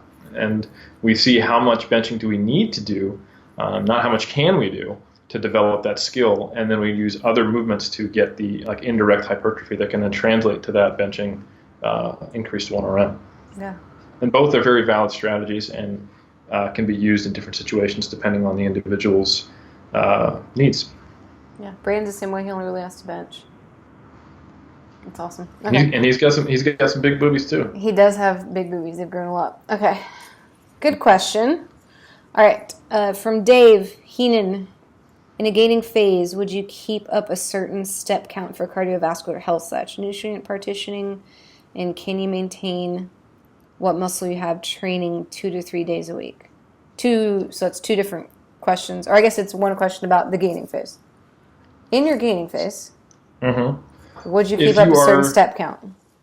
I would say more broadly, because I don't think there's a specific step count, that exercise activity is not the same as general life activity. And there's actually some data that's been coming out to suggest that people who exercise but are sedentary still have some potential health risks. That would be... No, it wouldn't be me. That's like Jeff. Brandon. Yeah, potentially. Yeah. Me sometimes if I don't go on hikes and walk and pay attention to that. Yeah. So, yeah, like, it makes sense if you think about it. If you're only doing, like, high intensity training 2 to 10 hours a week, but all the rest of the time you're sitting on your ass in front of a computer, which it's not hard to do these days. Like, if you're interested in exercise and you can, you know, telecommute and all that stuff, like, it's very easy to do that. I have to actually pay attention not to do that. You probably want to get maybe, like, look at the ACSM recommendations for, like, general health and go, okay, maybe I should be doing, like, standing up, set an alarm on my phone to stand up every hour and just walk around a little bit, kind of move. And then maybe I should have 1 to 3 dedicated, super easy, I wouldn't even call them cardio sessions, activity sessions. You could certainly require a certain step count as your method of ensuring that, but I don't think that's the only way necessarily. I wouldn't want to have to hit a certain step count every day. Like typically what we try to do is we make sure we get on some kind of hike or get out and about or walk somewhere or do something out in the beautiful New Zealand that I live in once or twice per week. And we also fortunately live in the city, kind of like Andrea does, where you can just walk down the street and see cool restaurants or places or museums or whatever. So I think you need to find some way not to be sedentary. You don't need to hit a certain step count, and I don't think it's going to help with nutrient partitioning or anything like that, but it will help with general health, which is a good idea. And it will allow you to not eat like a bird, probably to some degree. Yeah. When I said that's not like me, actually it is. Like I either have really intense sessions, Eric's seen my sessions, are like pretty hardcore, but then other than that, I'm sitting here, I sleep so much. But I don't think... that's common among athletes to train as much as you do, though. It's very common and probably needed. What's a funny thing that I've I don't know if it's because of Berto, because fucking Berto's he's such a trendsetter. But he starts counting steps and talks about it and like that. So there was this trend, right, from when I started looking into bodybuilding to like, I'd say 2010 to 2014. It was like this thing where like you don't have to do cardio, you don't have to, you don't have to, and like it was the cool thing not to. But now it's like sort of the cool thing to like be aware of your activity. When it's like, but if you really wanted to be aware of your activity, you could just get on elliptical for 20 minutes 3 times a week, and it wouldn't be like sacrilege. It wouldn't be like you're not a serious bodybuilder, you know? But it's like I feel like a lot of, especially men, are more comfortable saying like, maybe I should be a little more active, but they're not comfortable being like, I keep cardio in. When it's like kind of this, you know what I mean? Like it has a different feel, I think, but it's kind of the same thing. And it sort of is, but it also doesn't have to feel like cardio. And I don't like to say cardio because I think most people, when they hear cardio, they go, ugh. You're on the step counter and you're with I'm not going to go to the gym for 20 minutes just to frickin' pedal and I guess boring. Like, so I encourage people just to be a little more active, to get out, find an excuse to walk or cycle somewhere, go to the beach and swim, whatever, you know. But I think I was one of those people where it was like, okay, this is the thing to like, if I'm a good off-season bodybuilder, I just lift and eat and I don't do cardio. But it's like I actually really love getting my heart rate up, and I really love high-intensity interval training. And and I wouldn't do it because I thought I wasn't supposed to do it. Yeah, no, that's fair. And I think it's a complex conversation around cardio in the off-season because we decide what we want to put out in our channel based on what trends we see that are potentially harmful that are out there to try to help our community, right? Right. So when we see a bunch of people staying really lean in the off season, feeling like they need to be only 10 pounds over stage weight and doing a bunch of cardio to try to quote unquote help that, then we're going to be like, you don't need to be doing cardio in the off season because we're almost trying to give an alternative message to the people who are overdoing it and doing it with a different intention than I like to do. I like to be active. I like to exercise. I want to do cardio. I like to get my heart rate up. I like to work hard. It's more like I have to do cardio or I'll overeat and I'll be too heavy and then I won't be able to get lean and my leg will fall apart. You know, so I think intention matters. Your beliefs about cardio matter. Like if you see cardio as a magic thing that helps you get lean versus a tool to enhance the energy outside of the equation. And then in the off season, I think that should shift to not seeing it as a tool to enhance the energy outside of the equation, but as a tool to make sure that you're not sedentary, and maybe an active recovery tool. Like if you are sedentary and you're feeling beat up from your training, you know, go in, foam roll, do your dynamic warm up, stretch out, and, you know, get on the rower for 10 to 15 minutes and go at a light to moderate pace. That's probably better than just sitting on your butt all day before your next session. Probably would actually help your recovery to some degree, that kind of thing. Yeah. So I think the intention and the purpose and the beliefs and understanding about cardio are all going to modify what message someone gets from that kind of discussion. It's a surprisingly complex thing, you know, getting on cardio. So I know. I feel like we could do a part 2 on that. Maybe we should soon. I know we have one podcast. It was a long time ago, though. And the other thing, can you maintain what muscle you have training 2 to 3 days a week? That depends on where you start. So and what kind of sessions is it? That's a good point, too, where you start. Right. So do I think Brian Whitaker could maintain his current level of muscle mass on 2 to 3 sessions that are, let's say, an hour long?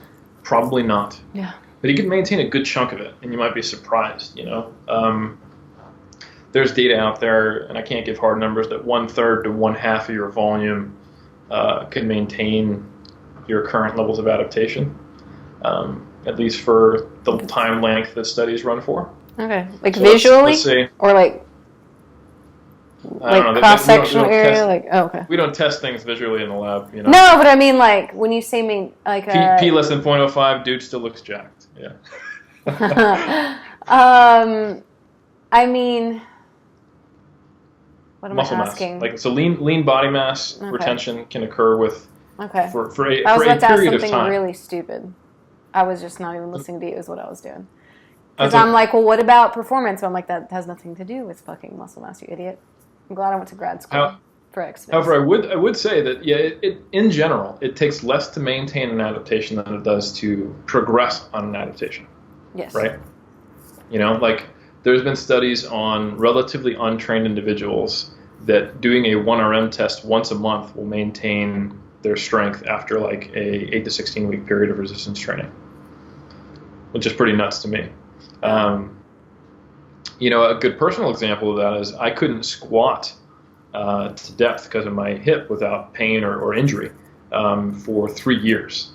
And I would only squat in competition and in my taper sessions a few weeks leading to it. So it resulted in about a total of, like, including warm-ups, maybe 20 squats a year total. Full squats. Full squats, exactly. And then only 3 times the number of competitions I did with squats that were over 90%. So that would be basically 6 to 9 1RM squats in a year, less than once a month. And my highest squat before I got injured was 222.5 kg, or just over 490. And the best squat I ever hit in the 3 years since that was a 495. So really no difference whatsoever. I maintained my strength for 3 years with squatting once every other month, heavy, basically, once. What's interesting, though, is would that happen for you on bench? Sorry, I know that I was going to say, because it kind of depends on the movement in the person, because I know that you have to have high frequency to maintain your bench. Or to make progress. It's been harder. I have to do more to progress my body in general. Yeah. So, and hypertrophy is a part of that too. Like, it's not like I wasn't able to maintain and gain lower body mass, while I was squatting. Like, I could front squat, I could box squat, I could sumo deadlift, I could conventional deadlift, leg curl, leg extension, hip thrust, the whole 9 yards. I just couldn't back squat to depth. So I didn't lose any muscle mass. If anything, I gained a little bit. And, so there you go. So to answer your question for this person. Sorry. if let's say I'm going to assume you're an intermediate or a late stage novice person who maybe has a change in schedule or just doesn't want to train quite as much and needs to go through a maintenance phase, or job's changing. For some reason, you're going to be only able to train 2 to 3 times per week. You will probably be able to maintain the vast majority of your strength and size if you can get in for what you can. Probably do like full body sessions if it's only 2 or 3 times per week, so you can kind of maintain a reasonable frequency per body part. Focus on compound movements, but don't always kill yourself with super high RPEs. Maybe have like, a heavy day, a volume day, and then more of like an accessory day to save your joints. And because it is difficult to do 3 hardcore full body sessions per week. I've tried to do that during my PhD, and I found it was much easier to get in 6 super low volume short sessions where I would train less than an hour 6 times a week. That worked a lot better for me than trying to like squat, bench, deadlift, and do accessories 3 times a week. That crushed me.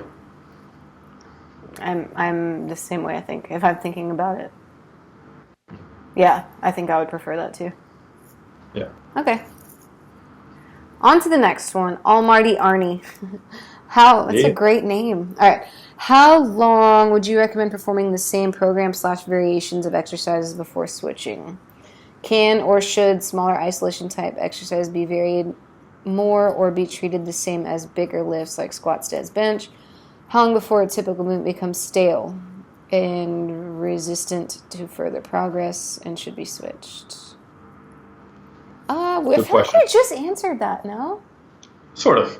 Sort of. I'll give some more practical advice here. Okay. So I think your quote unquote main lifts can always stay in. There's they won't get stale. Like no matter what system we're talking about of Olympic weightlifting, as an example, whether you're talking about the Russian system with a ton of accessories and a lot of variation, and doing a lot of accessory and skill building movements far away, and then getting more specific towards competition, or whether we're talking about more Bulgarian inspired systems. I won't say the Bulgarian system because that was pretty specific. Bulgarian inspired systems that are a little more basic, and you're always doing the competition lifts almost every training session. Even in the Russian system, they're still at least once per week doing a snatch and a clean and jerk, always. Yeah. The loads change and some variations change a little bit, but they never get stale. Like that's every single Olympic lifter pretty much ever that I can think of. And they're the best Olympic lifters in the world because they're all Olympic lifters. They're also the worst though, so it's hard to take that. So when you say stale, like not progressing, like bored, yeah, that's a good question. That's a good point. Stale doesn't mean a whole lot. So are you not progressing or are you bored are two different things, and they can both happen independently. I do not think that you will stop progressing from doing movement too much. You just need to continually apply progressive overload with it. If you want to get better at running, you run. You want to get better at swimming, you swim. You want to get stronger at bench press, you bench. That said, it's not always the fastest way to get that. Ultra specificity does have problems. Like we talked about, someone with beat up shoulders from benching shouldn't just bench more when they stall. They might have to figure out what's the least amount of benching I can do to improve the skill component, and then I do a lot more accessory work for bench. That might be the reality for that person. Or you might just find that while, let's say, doing more of the movement will improve the movement, it's just not the fastest way there because there's a specific weak length. So, for example, let's say your deadlift is stalled because you always drop it when you get the heavy loads. Is the answer just to deadlift more until your grip gets better? Or would it be a lot smarter to do targeted grip work, like loading up more than your max and holding it in the rack for time? I can tell you from experience and just logic, actually more from experience, having done this with multiple athletes, that doing the rack holds will improve their grip strength super quick. All the deadlifts, you'll just still drop it, it'll be a heavier load. And you can get a much higher deadlift out of just doing the grip holds and deadlifting. So I'm not saying that ultra specificity is the answer, but you don't need to swap out exercises. If you are someone who likes more variation, then you need to institute that variation so you enjoy your training and you have more training adherence and sustainability, but not to the point where you actually have to relearn movements that you want to get good at.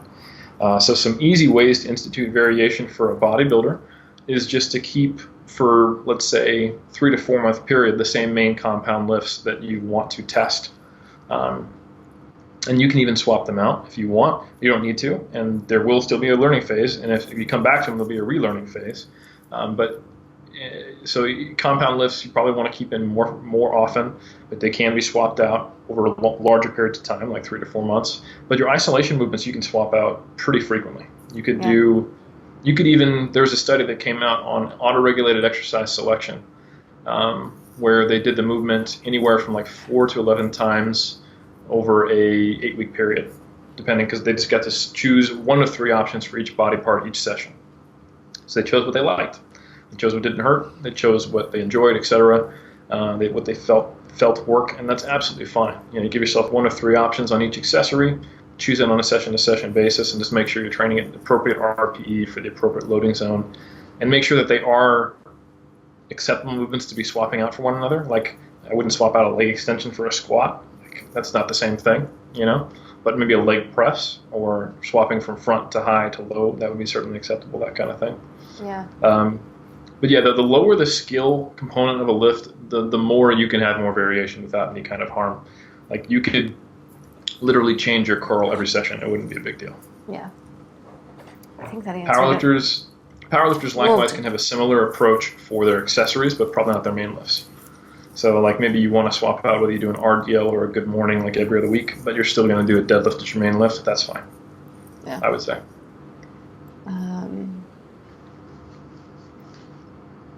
I think we answered that. Can or should smaller be very... you already said that. Okay. He had another question. In your coaching, do you have planned deloads or auto-regulate them? How long does a mesocycle usually run? I have planned that can be changed. So they are. So basically, I think the important thing to remember is that stress, the stress and adaptive response to training is not predictable because the only input is not training. So there's a great interview with John Keeley, or not, maybe it's pronounced John Kiley. I'm not sure how. My apologies, John. It's coming out on the TSA podcast. I got early access because I know this guy named Bryce Lewis. And he quoted a study where they had couples, and they would give them a skin irritant, and then watch how long the skin irritant took to heal. And the couples that were in, so like romantic couples, right? Okay. And the romantic couples who were fighting, it took 3 times as long for the thing to heal than when they weren't. What? So like a 300% increase in recovery time on average. So there's, different directions on that. So wow, it's nuts, right? Yeah. So if you're in a psychological state of distress, that's going to change how your physiology adapts. And we've seen more direct studies where they've linked the number of psychological distress, or the number of moments of psychological distress in someone's life predicts a decreased rate of strength gains in like college athletes or college goers, I should say. And also like increased injury risk and illness during exam periods in university athletes, all that stuff. So if you have this super tricked out Excel spreadsheet that's like, I know exactly when the stress response is going to be high, and that's when you're going to deload. Yeah, well, what if they get in traffic or get in an argument or get poor sleep or something like that? Like, you don't actually know what's going on psychologically with your athletes. So I set it up initially with these planned deloads at given time points. And roughly they're happening every, I would say, 4 to 8 weeks, depending on competition schedule, what they're doing, etc.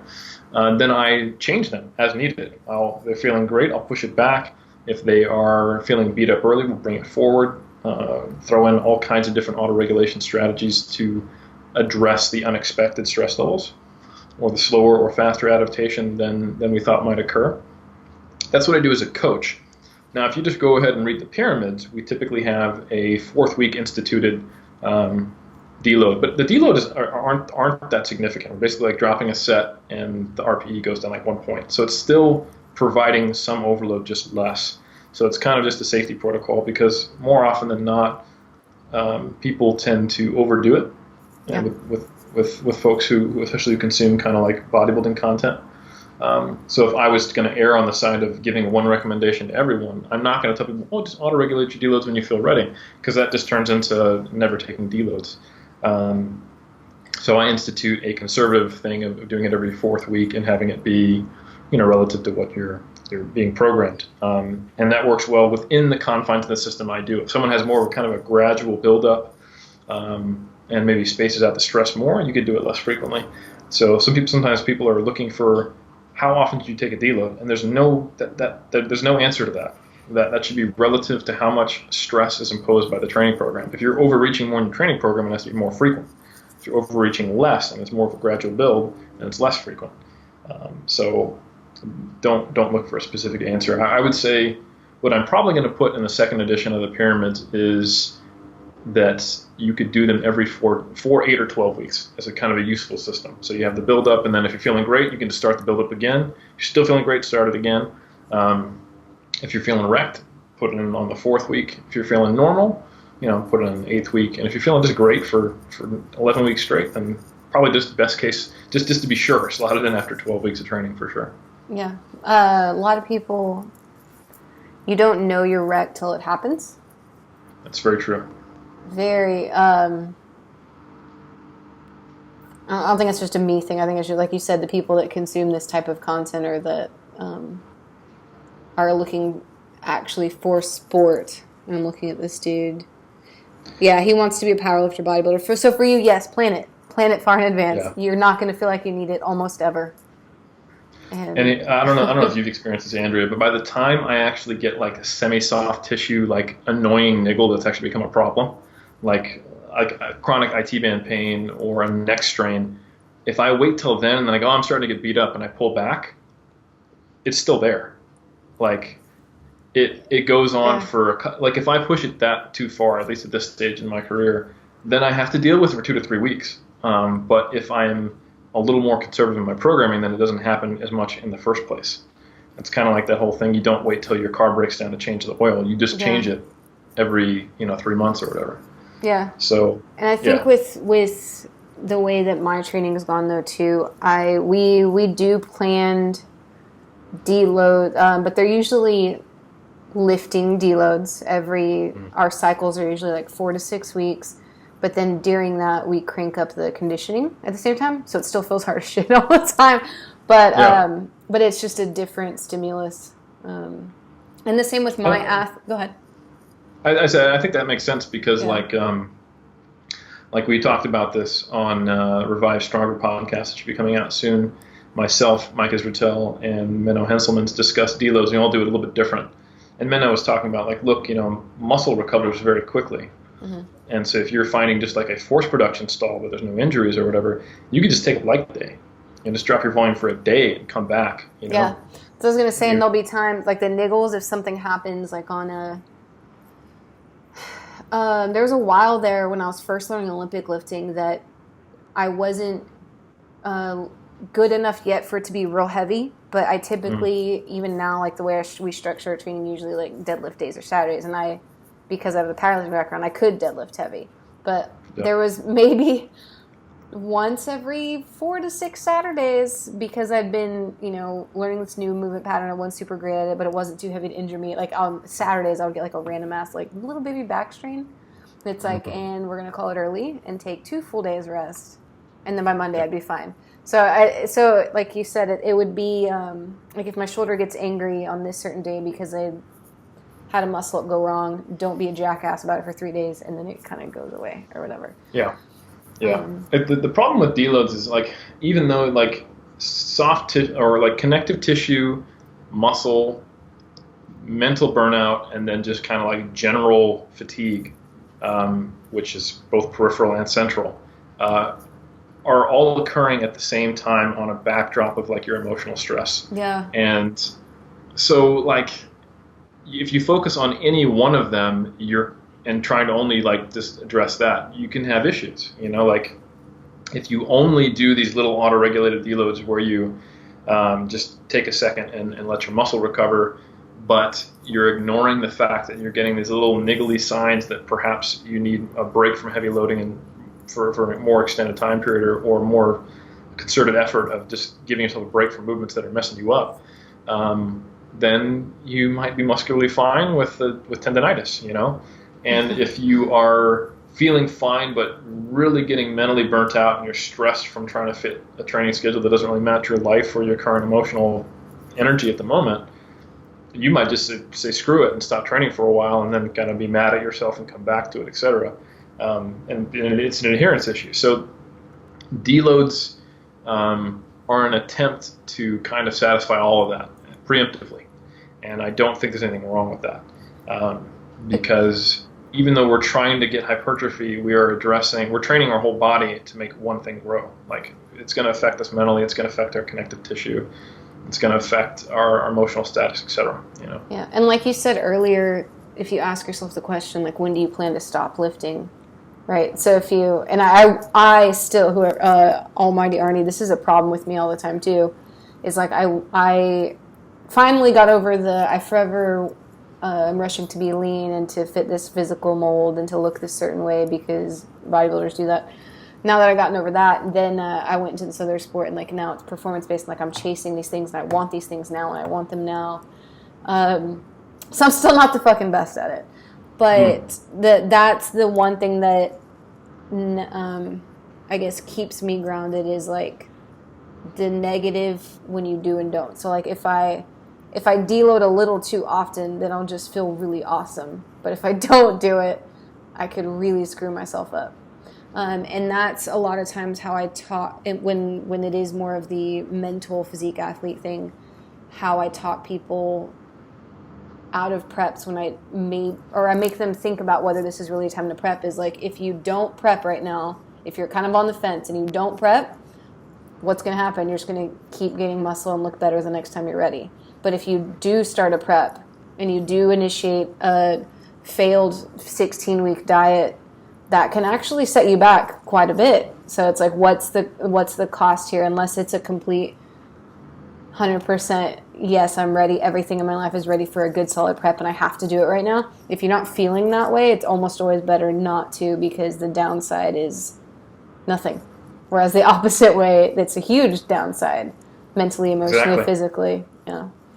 So you're assessing two different probabilities of risk with two different magnitudes of detriment. Yes. So you're looking at it like, we'll go to the deload thing. If you deload too frequently, you might be slowing down your gains, let's say arbitrarily 5%, right? And that would be over like years. Yeah. Because like if I take one early, it's nothing. Yeah, like, maybe. Like, so let's say you could be deloading every 12th week, but you're doing it every 4th.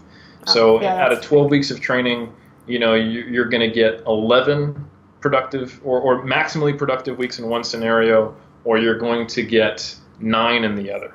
Okay. So maybe let's say a 10% difference every 3 months, But that's not to say deloads are doing nothing. So that's why I'm saying 5%. I don't even think it's that much of a difference, right? Yeah. I don't think, because I'm not dropping volume and intensity in half. We're just going maybe to 2/3. So we'll say a 5% difference. I think I'm comfortable with saying that's like the worst it could be. Yeah. Doing deloads too frequently, right?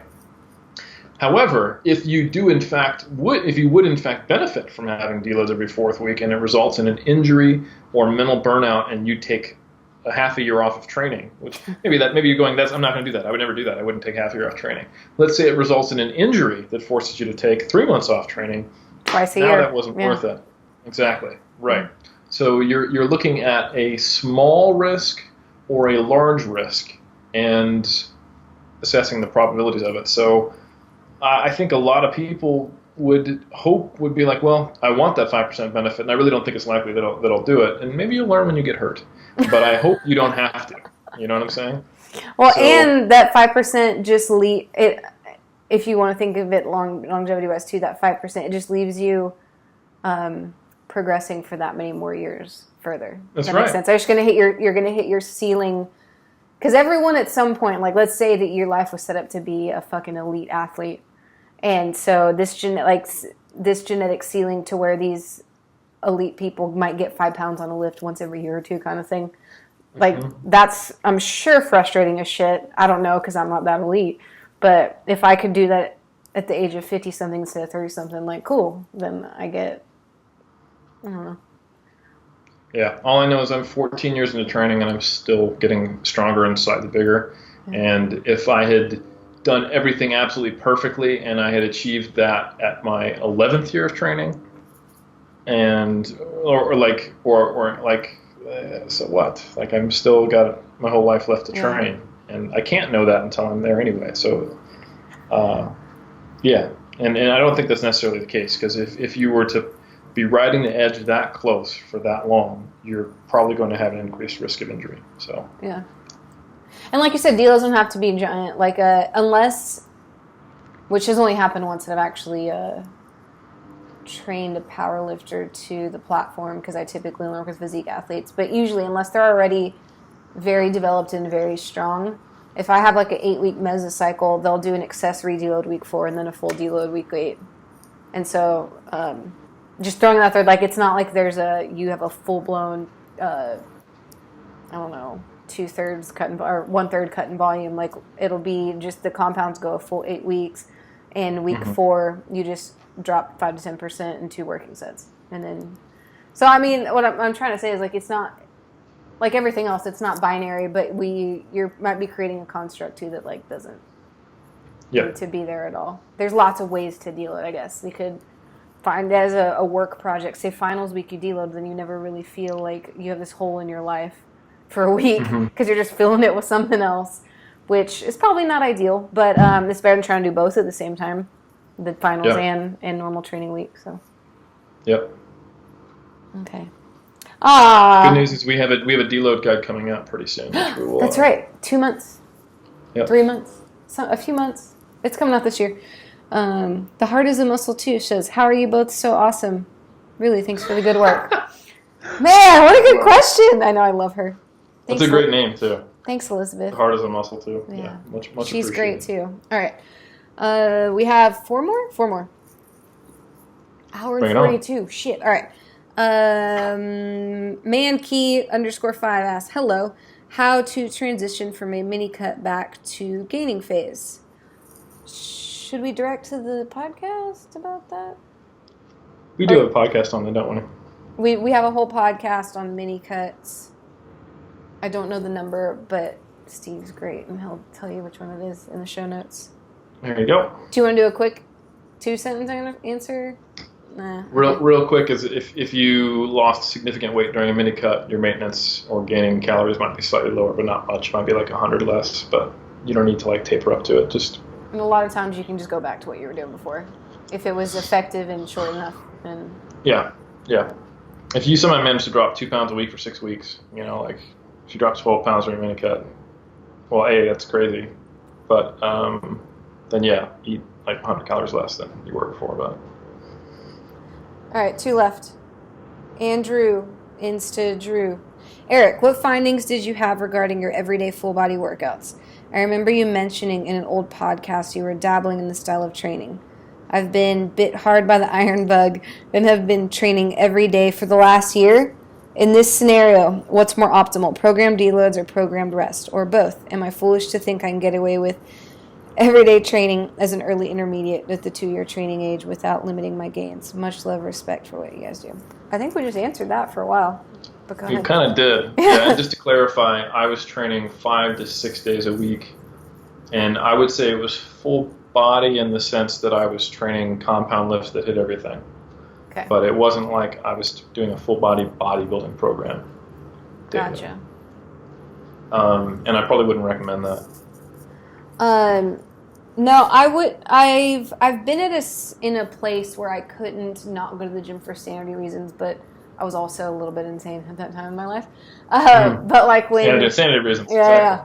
But as far as like just to calm me down because I'm neurotic and shit, especially in prep. But it was like if I had 5 days of weight training and 4 cardio sessions to do, I'd make sure to do a couple of those cardio sessions on the days I wasn't weight training, kind of thing. Just because going to the gym was part of my daily routine, and I was very OCD about that at the time. Right.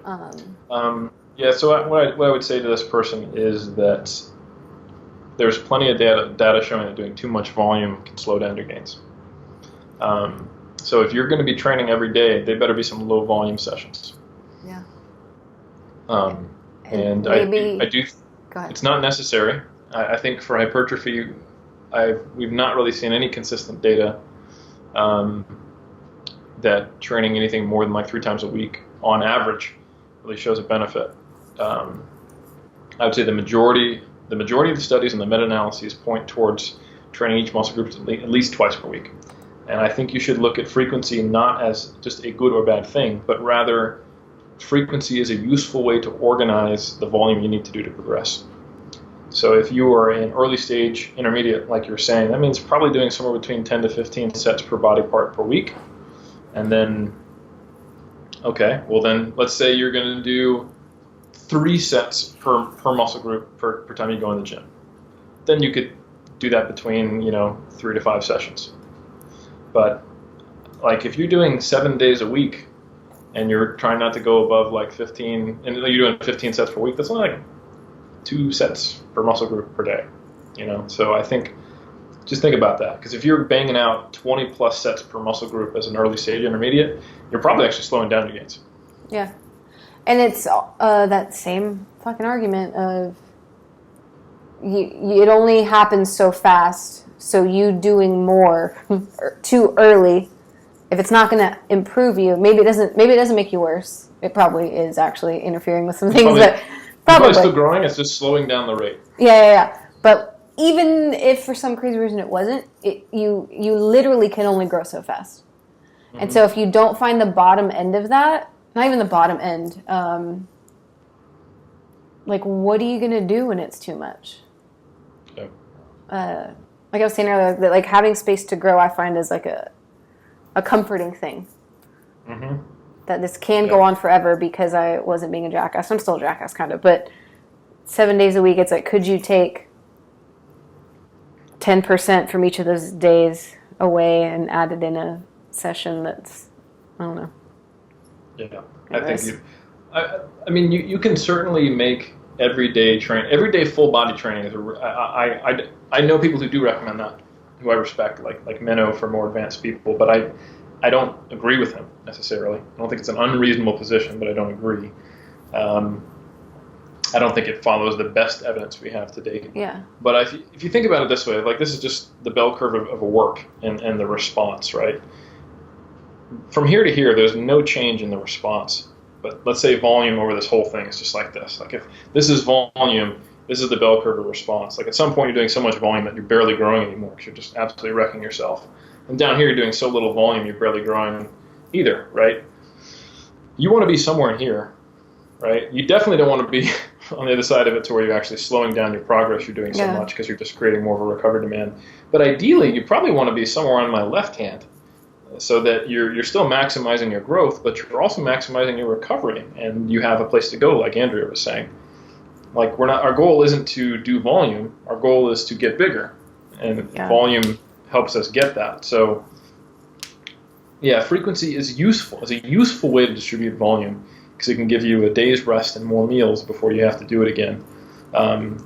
Used intelligently, that can be great. But if there's no discussion of frequency if it's every day, it's just I train every day. Then it's just a matter of, okay, well, if you're going to do that for whatever reason, largely it's something psychological that you then have justified because you heard someone else recommend it as a good thing, and that's the piece of evidence you chose because it already fits your bias.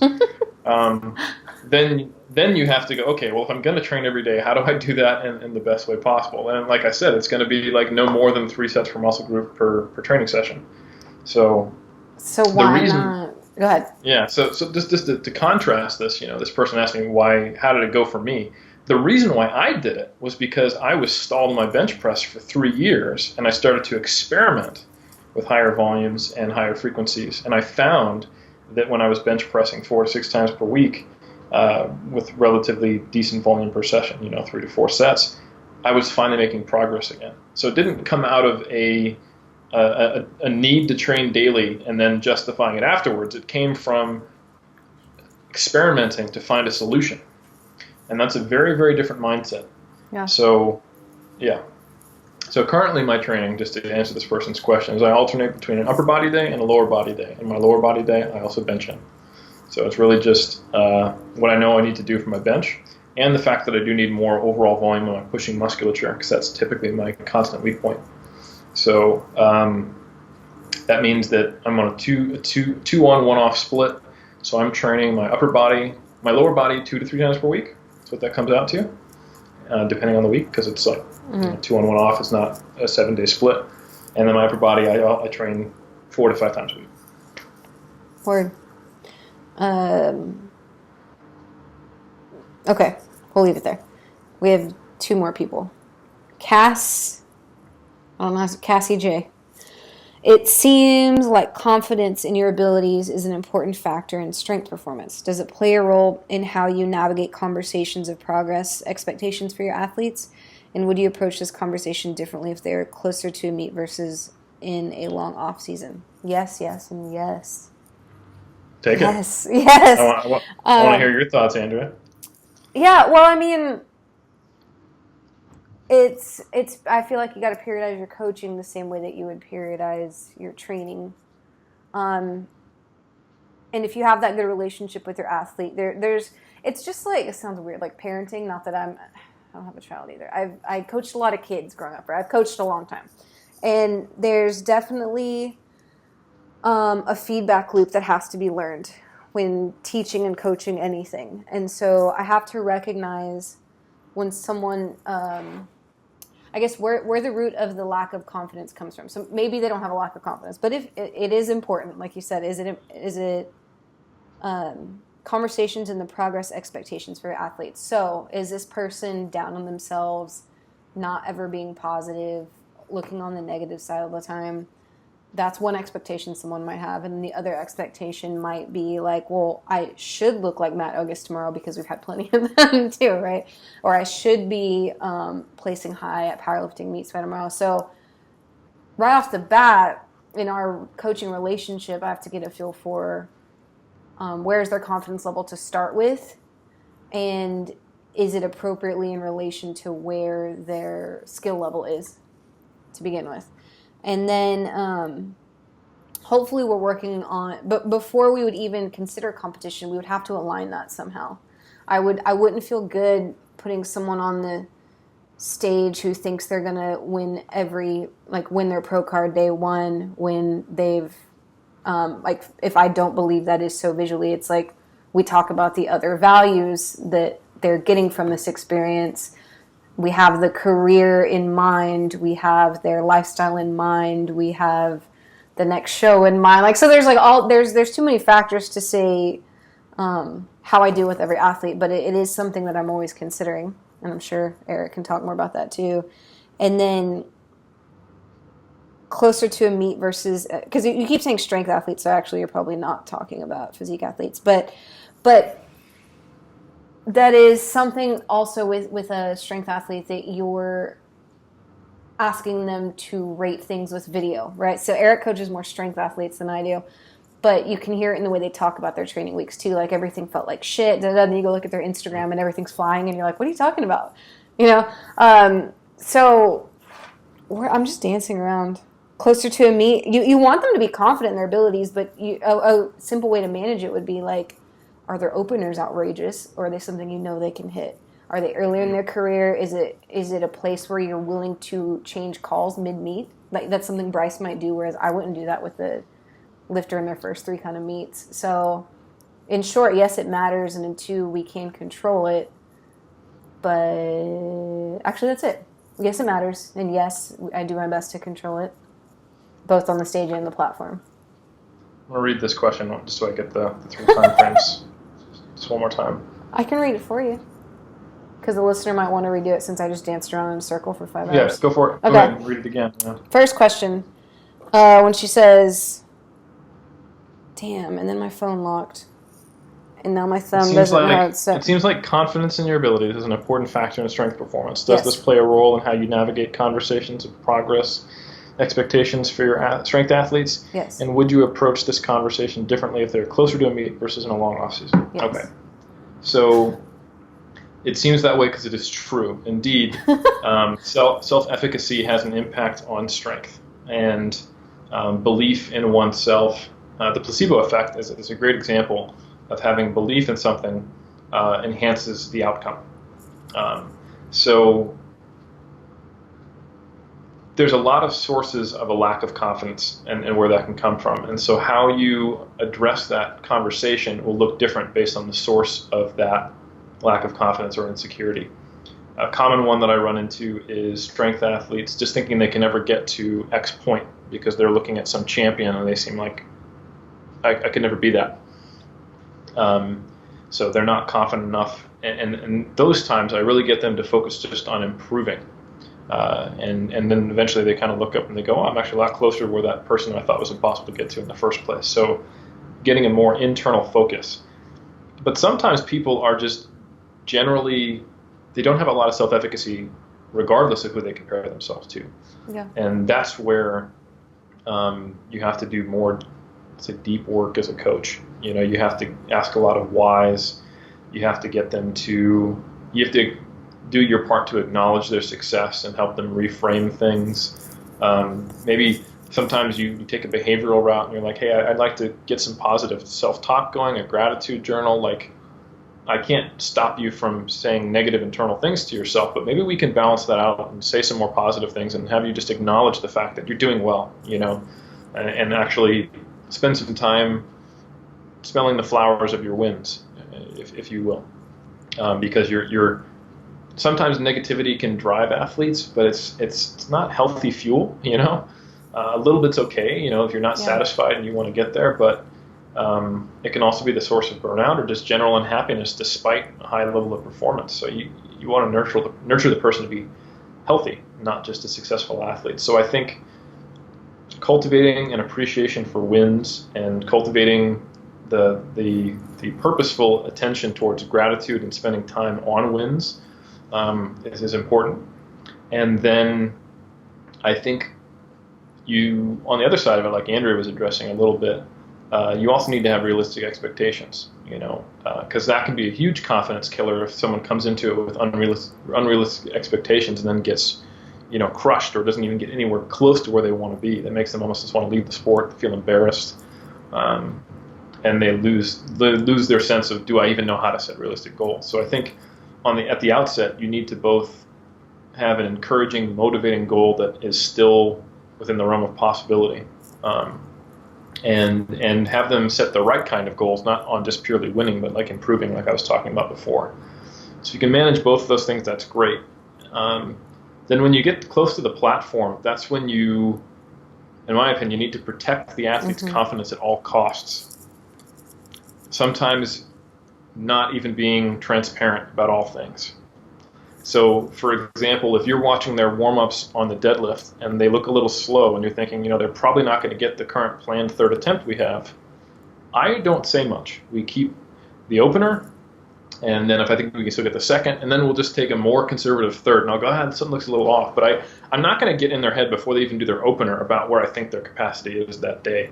I think that could make the opener and the second attempts go poor, even if you think maybe their top end strength isn't quite there. So I think you need to be a voice of positivity, rationality, but just keep them focusing on the process, on executing on the game day, and really getting them outside of their heads and doing the thinking for them. So that's where attempt selection comes in, telling them when to warm up, how to do it, getting water for your athlete, just keeping them in the zone and positive and not worrying and giving them tasks and things to do, especially if they're struggling to make weight and they're unsure about their attempt selection, and maybe the last couple weeks before the meet didn't go exactly perfectly to plan, so they're not 100% sure where things will be. Like their opener practice felt like second attempt practice, a week out.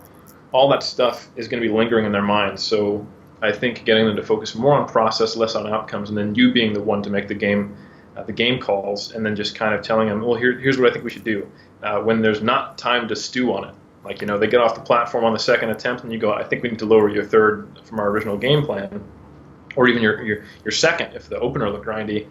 That's going to have much less of a psychological impact on the person if it's only going to be 10 minutes before they actually have to do it, versus you telling them that weeks prior or days prior or way earlier in the day if it's a long meet. So I think protecting athletes' confidence at all costs, but still making the necessary calls based on reality on the day is the role of the coach. Yeah. Well, and then she says, like, if they're closer to a meet versus in a long off season, and then built into your program as you're walking your intensity up, that in itself, there's a lot of things. Yes, the conversations are hard, but built into the programming, there's that confidence boost. I know it works for me entirely when I'm hitting my 85, my 90, my 92, my 95%, yeah. And I'm like, oh, okay, but that 95%, if you'd have told me to do it 2 weeks ago, sounded really big in my head, but now it doesn't. Yes. So, and I think too, something I just wanted to add is that these conversations, they sound like a big deal, but when I think about how this actually plays out with my athletes, it's not, okay, let's sit down and have this big talk. I find that, again, that the amount of time is really important in our coaching relationship, because it's little chips week after week. Like, it's not like I sit them down, it's like, okay, let's have this talk about your confidence.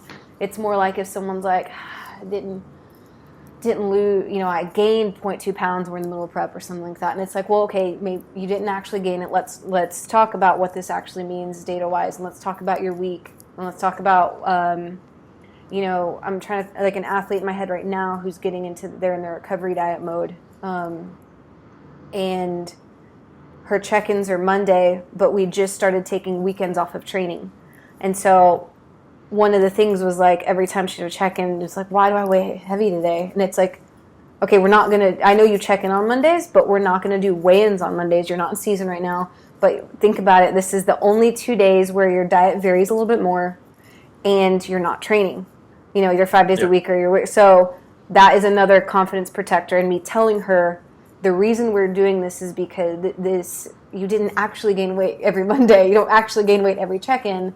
I just put it into perspective, and it again, I'm never using the word confidence with this person. It's just the nature of the coaching is the ongoing conversation of the example I use a lot is the bumper, like in a bowling alley, and like if the ball went too far this way, I just got to bring it back to the middle. Too far that way, just bring it back to the middle based on the way they're feeling, and it's just my job to always guard the perspective. Not give them unrealistic expectations, but explain why they're feeling extraordinarily good or extraordinarily bad, and just trying to keep them middle of the road as often as I can. I would totally agree with that. That's it. Okay. Last one. From Tracy. Okay. Best way to get started in Olympic lifting. Strategies for setting yourself up for successful dieting. Okay, there's 3 questions. I said it was the last one, but it is 3 questions. How do we get started in Olympic lifting? Step B12. 1. What? Be 12 years old. Oh, I was like, bingo? B12? What are you talking about? B12. No, because it is a very highly skilled movement, and you didn't say get started in CrossFit, you actually said get started in Olympic lifting, get a good Olympic lifting coach in person. And absolutely. I know I didn't do that. But I did get all, anyways. The reason Eric says 12, though, is because there are certain physical attributes that are more difficult to get when you're later on in life. Like the ability to have your arms straight over your head while you squat deep, in my case. Yeah, and I Without don't... Without them slowly moving into Heil Hitler position. So, yeah. Yeah, I think there's a misconception because CrossFit is sexy.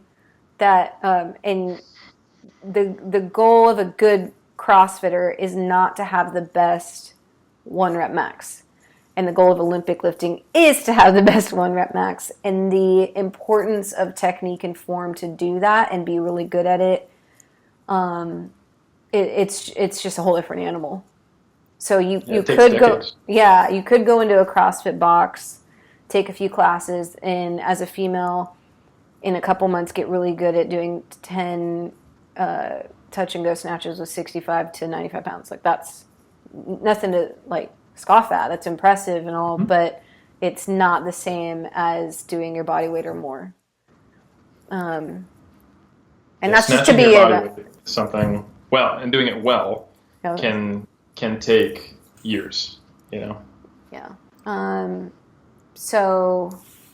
I think if you're serious about it, getting an in-person coach is really important. If nothing else, an online coach that you submit video to is pretty often, or something like that. If you don't have anyone good in your area, and then I think just follow their advice, because again, it could be so many different things, right? It could be that you need to just do mobility for them. They'll give you a barbell they'll probably give you a PVC pipe and mobility routines to do for a while, and then give you a barbell for a while, and then, all that kind of stuff, where the experience would be very different at a CrossFit gym. So, and I'm not, maybe you do want to learn for CrossFit, in which case, I'm glad that we differentiated the two, because then most CrossFit gyms will have an intro to Olympic lifting class, and you only have to get so good to start doing the things you need to do. Well, the good news is I'm looking at this. Tracy is 19, and she is already a powerlifter. So most women tend to still have the flexibility, especially as a late teen, the latest teen in this case you can be. So I think, and you probably have some decent strength base as a powerlifter, so this would be a good time to get into it, but I completely agree with Andrea that you want a weightlifting specific coach if you want to get into Olympic weightlifting, not a CrossFit coach who does some Olympic weightlifting. Maybe a CrossFit box that has hired an Olympic weightlifter to do their Olympic weightlifting coaching. I've seen that. No. That would be perfectly acceptable. And just know that it's very unlike training for powerlifting. It's as much as many powerlifters will preach treating the squat, bench, and the deadlift like a skill. Because the snatch and the clean and jerk don't have eccentrics, you're typically not doing any more than 3 to 4 reps. And because there is so much practice that needs to be done at light weights just to get the positions, there's times when you have novices training 6 to 8 times a week, Yeah. So. And not that you have to do that to But what's weird is like that's powerlifting. not uncommon. Yeah, like powerlifting I was going to say in America, but I'm pretty sure she's actually not in America. What's that flag? I'm not worldly. The blue flag next to her name. Scandinavian? I don't know. Blue flag with a white cross. I was going to say, because like in America, you could still, like if you wanted, go to Olympic lifting meet in like 2 weeks if you know. So it doesn't have to be that serious. It's just if you want to take it seriously, you're going to be really bored for a long time, which I think is great. I love the skill training, but it moves a lot slower than powerlifting is all. I think she is from Finland. Okay. I don't know the culture there in Finland. Finland flag. I'm just sitting here Googling. This is really important to Eric. No, it's not the right one. It's a different blue cross and it's on a white background. Oh, it's that way, right? It's not the X this way. Yeah. So what is the Swedish flag? That's red, not blue. Or am I being crazy? Swedish? Oh, that's Swiss. You're thinking of Norway. Yeah. Not Swiss, Swedish. Yeah. So I don't. All right. Yep. Sorry, we suck. We can't help you. Okay, let's go on to her next question. I think that's the best way to help her. Okay. Instead of trying to figure out what country she's from. Strategies for setting yourself up for successful dieting. I have an article titled that on our blog somewheres from back in the day. You want to hit up like some of the main points from the show? Oh, God, I don't know. Okay, before you start a diet. I think that article specifically, though, is before you start a contest prep diet, which is a little bit different than a normal one. But if you're a power lifter, some general before would be like wean your caffeine intake down before, if you're going to do like a legit, that's more of a contest prep thing, but that's a good tool to have in your toolbox for later on.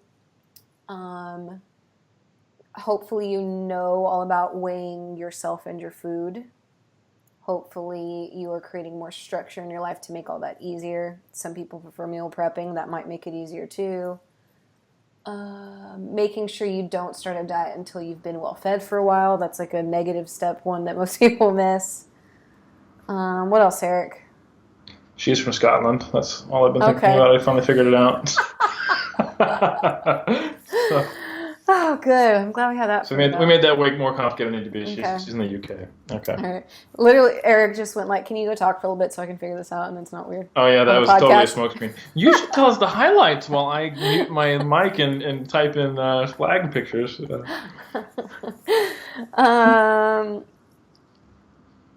Yeah, I think that was enough. Did you hear any of that? Oh, totally. I agree with everything you said. Okay, that's nice. He didn't hear it. Okay. Is it better to have the same calories every day or to cycle them when cutting? I think it depends. Like for I often say it doesn't matter except for refeeds, and that's because most of the people who are promoting cycling calories or changing them are either for one of two reasons: just carb cycling because it supposedly is helpful, and I haven't really seen a good rationale for that outside of the same rationale for refeeds. Or you need to have different calories and intakes on training days versus non-training days. And I think in the context of bodybuilding, that's really kind of silly to me. Like a day you train and a day you don't train, we're talking about maybe 15 sets and an hour to hour and a half of training, where you would have been doing something during that hour and a half. And the difference in calorie expenditure is going to be like 100, 150, 200 at most. Yeah, but hunger. Maybe. Okay. That's what I'm saying. Like, I realize that your energy output might not be way different training versus non-training days, but I know my hunger levels are very different after I train. They might be. They might be? Some people get a suppression of hunger from training. I do immediately after. Mm-hmm. And then, but I mean like because as you know, I train like the first half of my day. So then the rest of the day, I'm actually, there's like a 5-hour window post-training where I'm like ravenous all the time. And then, but if I don't have a training day, I'm like most of the day I feel pretty even keel, you know? Sure. Yeah. So I mean, that's more of a timing and a distribution than a total calorie intake thing, in my opinion. Yeah, but I mean, that might be a reason for changing. Doing something different, but not necessarily what I say would that precipitate. You might want to have your refeeds on the days you feel you're hungriest. Yeah. That's what I'm saying. But you mean like for the success of the cut, it doesn't matter, and I get that. Okay. Correct. And I wouldn't and I don't know that it necessarily makes sense to have refeed calories, training day calories, and non-training day calories just because that's a pain in the ass. Gotcha. Got it. Okay. Yeah, I would include those as the. I mean, I've literally seen people on off-day refeed calories, on-day refeed calories, off-day low calories, and training day low calories. So they have basically, whether I'm training and it's a refeed, there's 2 variables they have to manage, and they end up having 4 different calorie intakes within the same week. Wow. I think keep it simple. Yes. Heavy refeeds, heavy low days. And now if you were dieting and you're an Olympic weightlifter who is doing a ton of volume and has 12 training sessions and sometimes 2 a days, and they each last an hour and a half to 2 hours, maybe then you need to think about having different calories on different days because that can actually make a difference. But it just for bodybuilding purposes or powerlifting, I don't think you need to have different calories on different days. Well, and I think that's important to recognize. Do you need that for the effectiveness of the desired result of losing body fat? No. But could those manipulations help with satiety, focus, sleep, Absolutely. Things like that? If you are consistently hungrier on days you train and you are not hungry on off days, or vice versa, I don't think it'd be much wrong with making small, not huge alterations in caloric intake, like 10 or 20% higher on one day versus another. Nothing wrong with that, and it could be potentially helpful. Groovy. We did it all, dude. We crushed it. That was over 2 hours. Anything you want to say to your people? Just my apologies for us being American, and spending 4 hours trying to figure out what country she was from. It was definitely 4 hours and not 4 minutes. Yeah, same thing, and we went through Switzerland, Sweden, Norway, Denmark, and I'm such an idiot. No, I don't know shit about the world. I don't know any unless I've been there. No, I don't even know the city I live in. Like, if Brandon drives us somewhere, I will literally, like, if I don't have an iPhone, have no idea how to get back home. No idea where I've been in life. But you've got some really good keeping pull-ups. I do have great, and you can respond to an email like nobody's business. My spacing is pretty great. Mm-hmm. The flow as well. I have really emoji usage. I do have good emoji uses in our group chats. I'll give you more information than you'd ever want to know for any work communications as well. With bolded sections, so I know. I like to make it scannable. Main ideas. I know I'm working with Berto. I know what I got to do to get things done. Highlights. I know that guy's ADHD is a motherfucker. So, yeah, that's true. All right. Thanks for chatting with me, Helms. My pleasure. See ya. Thanks so much for listening, guys. 3DMJ prides itself on keeping this show, our blog, and our YouTube channel as free and relevant sources of information for our community week after week. We also release additional free video courses as often as possible at 3dmjvault.com.